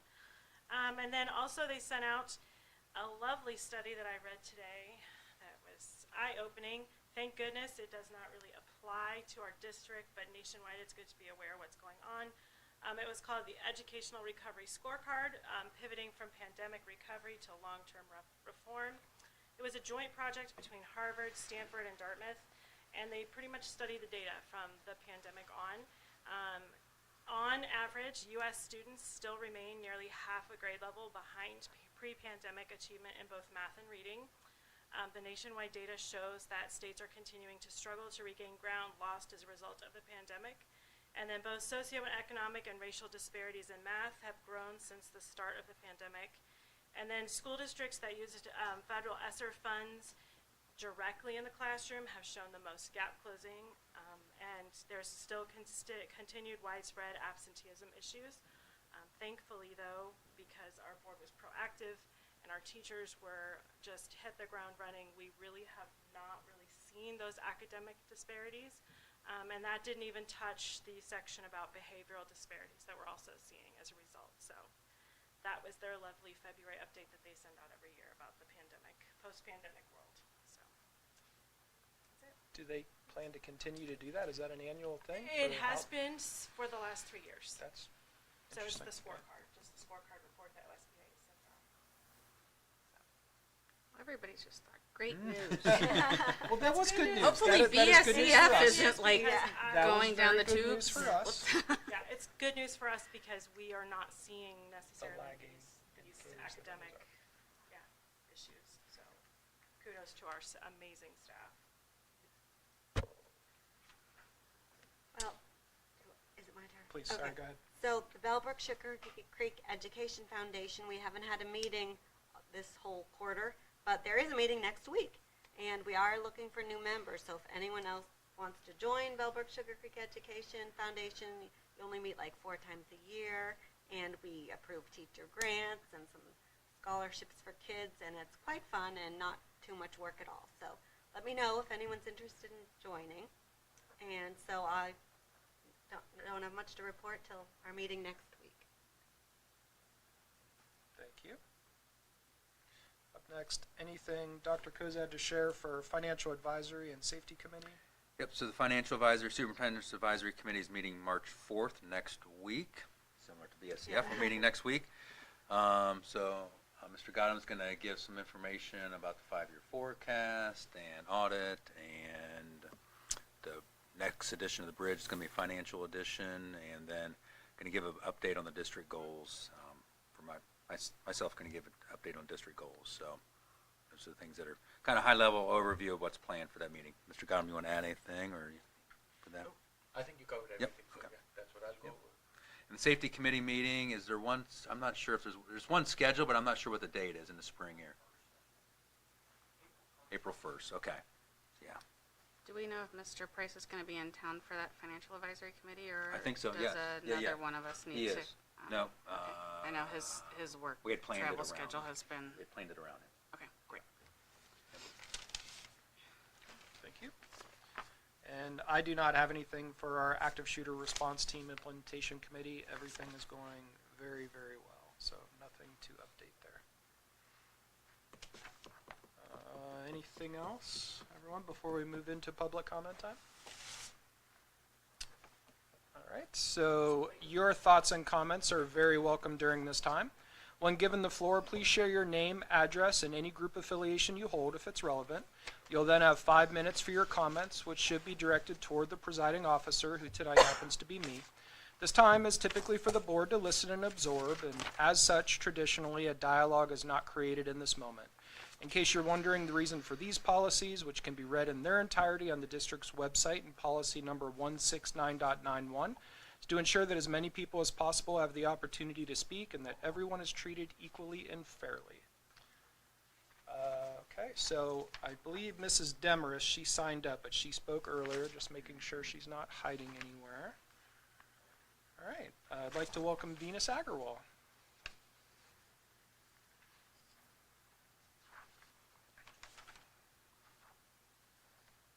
Thank you so much for being here. Really appreciate it.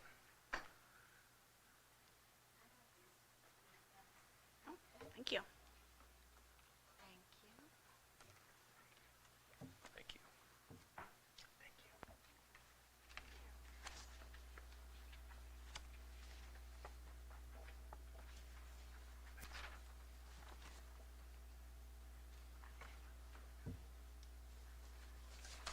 Again, welcome, and you have 5 minutes.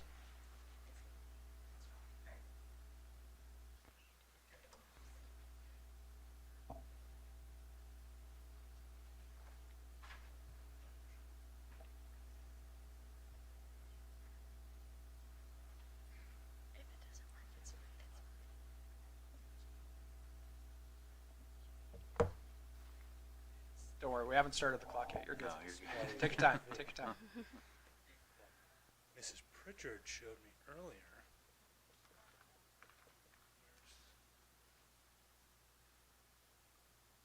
Am I not seeing the mouse? There we go. Did you say Mrs. Pritchard broke it? Is that what you No, said? absolutely not. Why don't I see the mouse? There it is.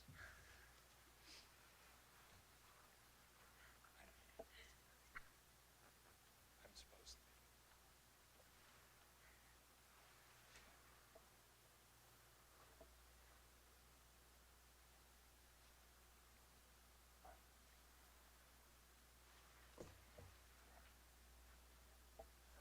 That's okay. Okay, so I'm Callie Harnish, and I'm a junior at Bellbrook High School. I'm Venus Agarwal. I'm also a junior at Bellbrook High School. You may recognize me from the 5-star school board meeting. Great job on that, by the way. Yeah, Thank you. very good. We just wanted to talk to you guys about a program the high school is doing right now called the Leukemia and Lymphoma Society. The Leukemia and Lymphoma Society aims to cure leukemia, lymphoma, Hodgkin's disease, and myeloma, and improve the quality of life of patients and their families. So LLS has 3 mission pillars, which they focus their money on. So research, patient care, and advocacy. So research focuses on finding a cure for cancer. Patient support focuses on giving money to patients who can't really afford cancer treatments. And advocacy focuses on telling people about this amazing nonprofit organization. So the specific program we're a part of in the Leukemia and Lymphoma Society, which is for students, we have to choose a mission pillar to focus our campaign on, and we chose patient care and support. We really wanted to do this campaign because we both have family members who have had leukemia, and after meeting, we'll introduce him farther into the presentation, but after meeting our honored hero, his name is Nolan, he's 21 months old, we just thought patient care and support would be an obvious thing to choose. So the campaign that we're a part of is called Student Visionaries of the Year, where it's a 7-week leadership development program where we're competing against 7 other teams in the Dayton area to see who can raise the most amount of money. Yesterday marked week 2, so we have 5 more weeks left, and we're a leading team soaring for a cure, and we're also Bellbrook's 2nd team ever. And we hope to pave the path and for futures, because Centerville and all those teams like have won multiple times. So we hope that we can like put Bellbrook's name up there. I got involved with the campaign because my aunt was diagnosed with leukemia when she was just a few months old. She was put into a clinical trial in Texas, and she was given special medication, and she's the only one to still be living in that trial today. And I joined LLS because my grandma's been diagnosed with leukemia for a while now. It's like the old person chemo, so it's not life-threatening, but it's still there. But she's gotten tremendous support and like resources, and I just hope every cancer patient can get that too. So here's the need for LLS. Every 3 minutes, someone in the U.S. is diagnosed with a blood cancer. Leukemia is the #1 most diagnosed form of childhood cancer. More than 1.5 million people are either living in or with remission. And approximately 30% of blood cancer patients don't live 5 years after their diagnosis.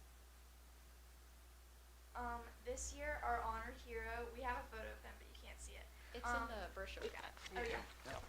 His name is Nolan, and he was diagnosed with AML when he was just 5 months old. He lived in the hospital for 6 months in total isolation with just his parents. He couldn't see any of the other kids because he was so sick.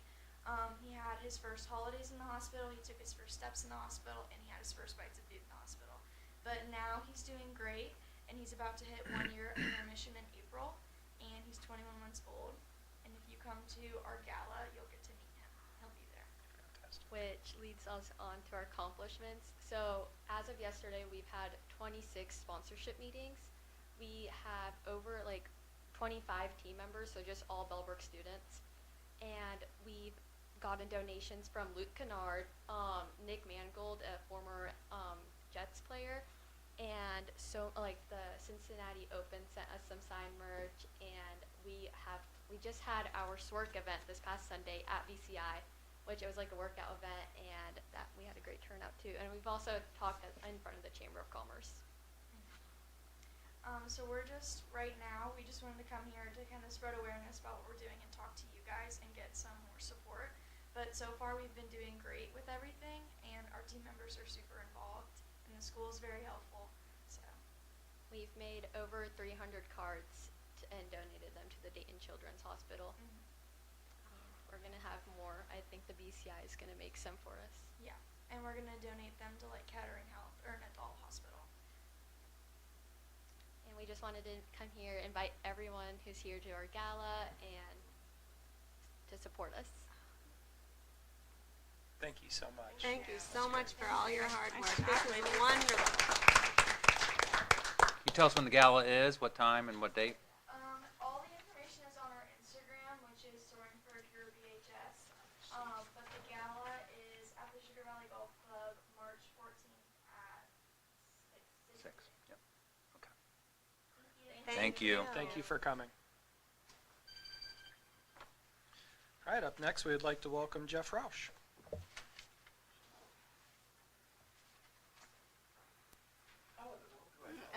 Yeah. You have a pamphlet with a cute baby on it? 'Cause that would help. I don't have a PowerPoint presentation that won't work or anything. Stuck. My name's Jeff Roush. I live in Bellbrook. I've missed you guys. It's been a little while. I wanted to talk a little bit about some of the as yet unformed concerns that Mike carefully avoided in his legislative presentation. Not so much with the state funding issue, although I know that's a part of what you're dealing with. I was part of a panel presentation recently where one of my co-panelists made an astute observation. In my industry, when nothing happens, that's usually a win. It's a win that nobody sees, nobody hears about, nobody talks about. And unfortunately, it's hard these days to be in a spot where it feels like there's nothing happening. We're kind of in a maelstrom, whether you're talking about funding issues.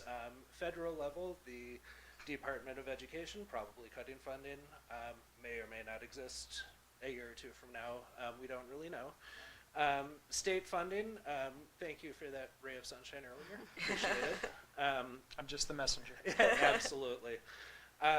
Local funding ends up being where the burden is, and we've got whether or not they're malevolent actors in the community, it's a concern and a burden on people. So you guys deal with a lot, and I think you do it pretty well. I'm grateful for the service that you guys put in, seriously.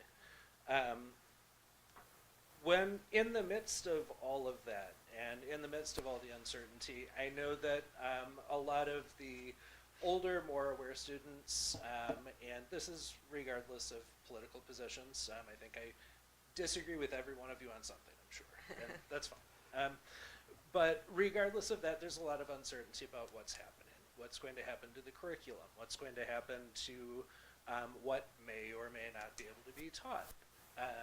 Will students be able to go by their preferred names? Will a student named Michael get to be called Mike because he feels more manly?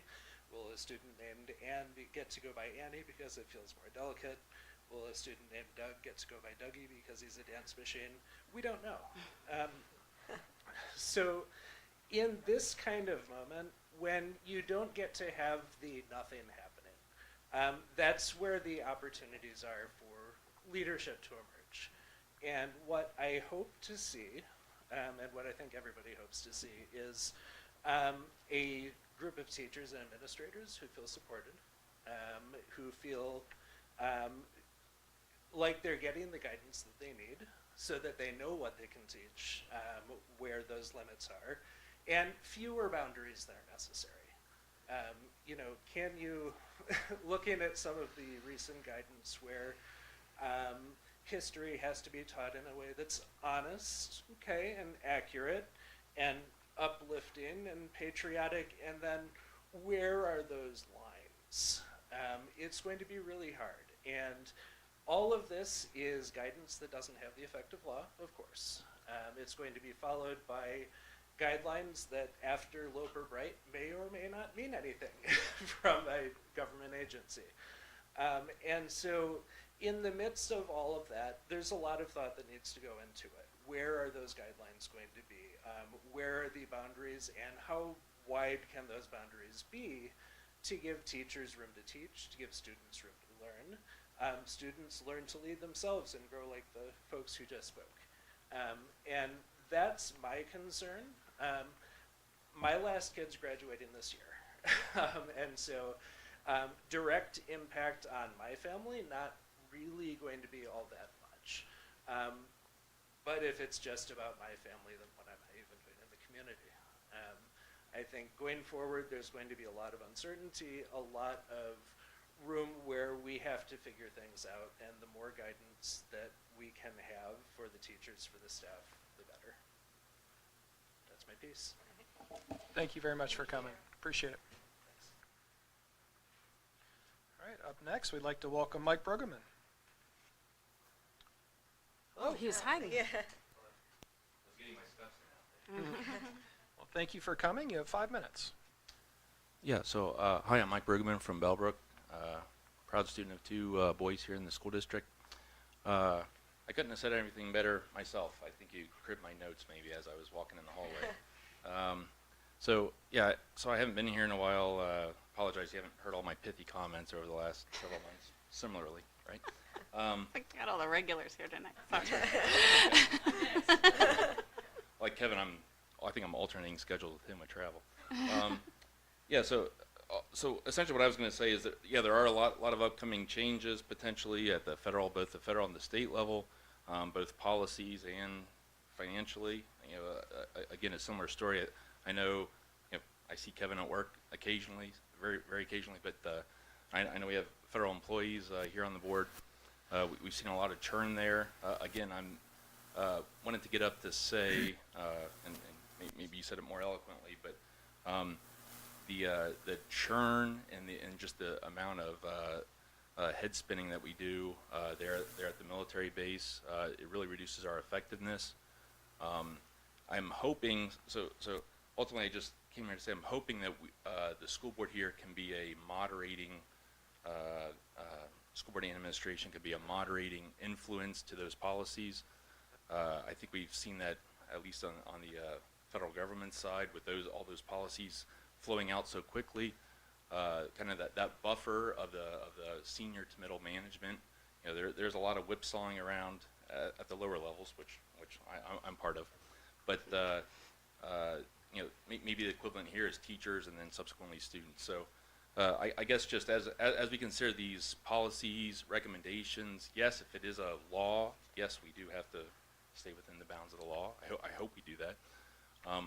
But recommendations or anywhere where there's some discretion, I think we've seen maybe a little, with our community, maybe a little shifting away from the extremes. I think everybody's kind of tired of that, and I think let's try to create that, not necessarily being a moderate, but a moderating path to try to be that buffer between the churn at the federal level down to the state level, then through the school policies and processes.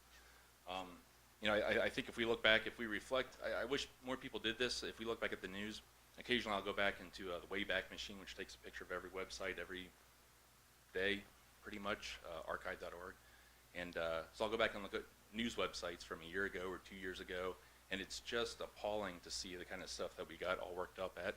We've been at school board meetings where 20 people have gotten up and complained about CRT. Nobody knew what it was. We didn't have it. People get all riled up. Nobody's spoken of it since. What in the heck's that? So similar thing. I feel the same way about DEI and wokeness and all this other stuff now. It's a bunch of stuff that nobody really understands or knows, but something to get people riled up. So again, just being that moderating factor, that buffer. I think some of you were on the board at that time. I know Dr. Kozak, you were here for the CRT ruckus. It's all a bunch of nothing in the end. So I hope that a few years from now we look back and think, maybe we could have been that moderating effort then. So that's just my advice or recommendation. I've talked to other parents, and I think we feel the same way. Some of the other kind of what some of us might consider extremist behavior, again, I think reflecting back more, I think maybe that more moderating tone would have been maybe more successful. Again, if nobody's showing up at the school board meeting, that's because everybody's happy and people don't want to take the time out, and then when everybody shows up, usually that's for something more controversial. But so then finally, I just want to say thank you to the school board for serving. I know being here hours at night is a challenge for me or the administrators, principals. And thank you to the teachers. My kids are still flourishing. I know we're a 5-star district and the schools are doing great. I want to maintain that. I want to be proud of our schools. And so, like the change and the divergence and getting all spun up about all these things, I think maybe reduces the focus on what it should be about, is the safety and health and well-being of our students, through the teachers and empowering the teachers to make that happen. Because I know we have a lot of great professionals here. So, thank you. Thank you for coming. Appreciate it. And last on my list, I'd like to welcome Meredith Brinegar. Thank you for being here. You have 5 minutes. All right, thank you. And I tend to be more prepared. I'm not able to wing it and have humor like Jeff can, but I'll do my best. My name is Meredith Brinegar, and I live in Bellbrook. And I want to tell the story of school funding in Ohio, which may not be news to you up here, but maybe to people watching. And then after explaining the problems we're facing, I have a call to action for anyone that cares about our students.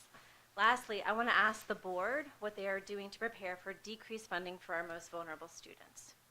Many of us in this room may be aware that funding public schools through property taxes was declared unconstitutional in Ohio in 1997. Mr. Kinsey, you referenced this as well. This is that famous DeRolf case. Now, years passed without any long-term remedies, and the Fair School Funding Act was enacted in 2021. Personally, I would call this the Fairer School Funding Act. It does help more districts rely less on local property taxes, and it provides more equitable funding. It's unfortunate that equitable has become so misunderstood. Equitable funding is about getting students and districts what they need.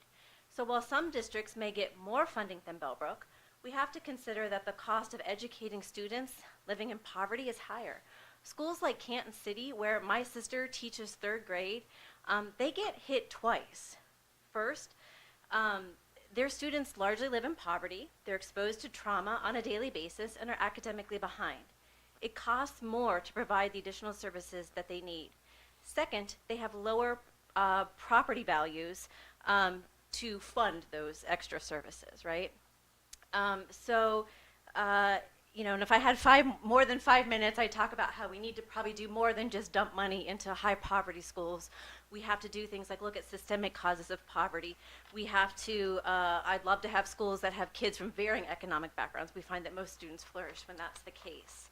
But I'm time limited, but I want to return to the Fair School Funding Plan. It was a step in the right direction. However, it offers little help for wealthy districts like Bellbrook and makes us ever more reliant on local property taxes. We mentioned this as well too. In DeWine's proposed budget for the coming fiscal year, statewide funding of traditional public schools will be decreased by $100 million, and state money for vouchers and charter schools will increase by $500 million. Now, Bellbrook will see a decrease in funding, I don't know, I read maybe $270,000 over the next 2 years. Now, this isn't a huge decrease given our total budget, but it's heading in the wrong direction, right? As inflation continues to drive up costs, which means we're going to be forced to make up the difference through property taxes. And we know how hard it has become to pass a school levy in the entire state, not just Bellbrook, right? I mean, look at Centerville, just right down the road, too. Now, I know this school board has talked about their positive relationships with our state rep and senator. What are you telling them? And what are you hearing back? I'd love to know about that.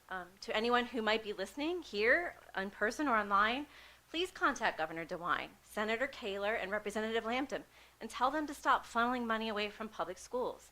Demand that school funding get decoupled from property taxes. Other states have figured this out, right? We don't have to invent something new.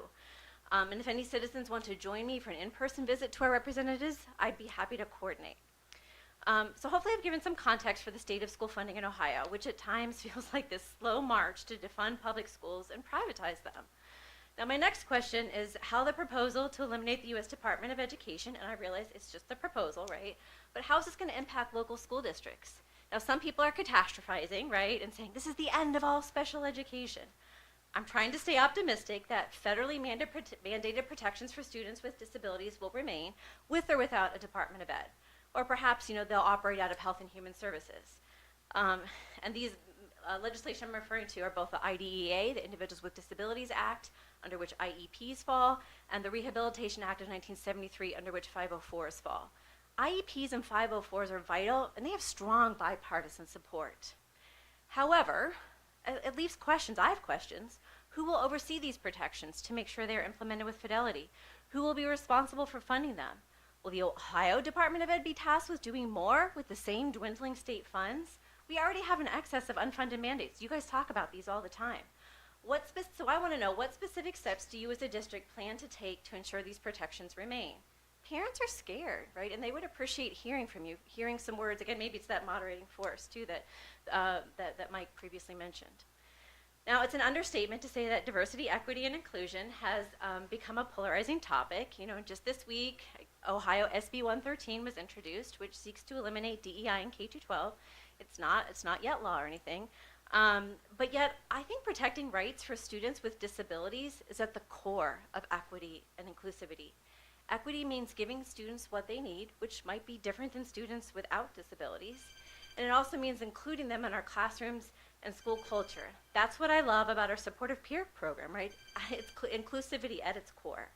I had another last paragraph I was going to read, but basically, I just encourage you, let's let our kind of like there's been a lot of emphasis on the public servants in the federal workforce.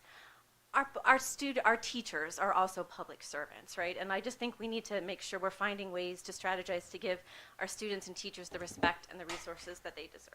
Thank you for coming. Appreciate it. All right, that brings me to the end of our list tonight, so I'm going to close public comment. Appreciate everybody who came. And that takes us to any items for discussion or information. I think we've covered a lot of stuff. Oh, I'm sorry, yes, superintendent's report. Got out of order, okay. So superintendent's report, certificated license, employment, resignation, leave of absence, supplemental duties. So we have resignation, leave of absence for our certificated staff. And then B, support staff employment, resignation, leave of absence. So we have a hiring and a resignation for our support staff. And then actually 6C is approval of consent agenda, which is 6A and B. So 6C is the consent agenda. So moved. Second? Okay, tonight's consent agenda is moved by Mrs. Dorn, seconded by Mrs. Anderson, I think I heard first. Anything else to share? Any questions? You want to introduce you? Is Mona here? No. No. Sure. Can you talk about a second? Sure. Good evening. I would be happy to share with you that Mrs. Mona Olich is a community member, and she has been substituting as our librarian at Stephen Bell Elementary for about the last month, and stepped right in to help us out, and she has gladly accepted the permanent position as our librarian. So we are delighted to have her join the staff family. She substituted last year for us as a classroom sub, and she fits naturally working with the 5 to 8-year-olds, and the love of literature has emerged. So we're just thrilled to have her. All right, can we please call the roll on tonight's consent agenda? Mrs. Anderson, Yes. Mrs. Dawn, Yes. Mr. Kinsey, Yes. Dr. Pryor. Yes. 4 yeses. All right, motion passes. Do we have amending the Yep. board Is that meeting you or calendar? me? You wanna- Why don't you do it? Sure. Okay. So next on our list, we've talked about this previously at the joint session with the city and the township. I believe it was Mr. Kramer, which is fantastic. Recommended adding an additional one of those. He just threw out 3 months. So can I get a motion to amend our 2025 board meeting calendar to add another joint session as described? So moved? Second. Mrs. Anderson and then Dr. Pryor. So we're proposing May 5th, 5 p.m. at the Township Administration Building. Any discussion? Okay, I'm please- excited they're like so eager to meet again. Yeah. Please call the roll. Mrs. Dawn, Yes. Mr. Kinsey, Yes. Dr. Pryor, Yes. Mrs. Anderson. Yes. 4 yeses. Motion passes. Anybody got anything else? All right, I will take a motion from somebody to adjourn. Moved? Second? Who was first? Sorry. Me. Mrs. Dorn and then Mrs. Anderson. All right, please call the roll. Mr. Kinsey, Yes. Dr. Pryor, Yes. Mrs. Anderson, Yes. Mrs. Dawn. Yes. 4 yeses. All right, we are adjourned at 9:04 p.m. Thank you, everybody, for coming.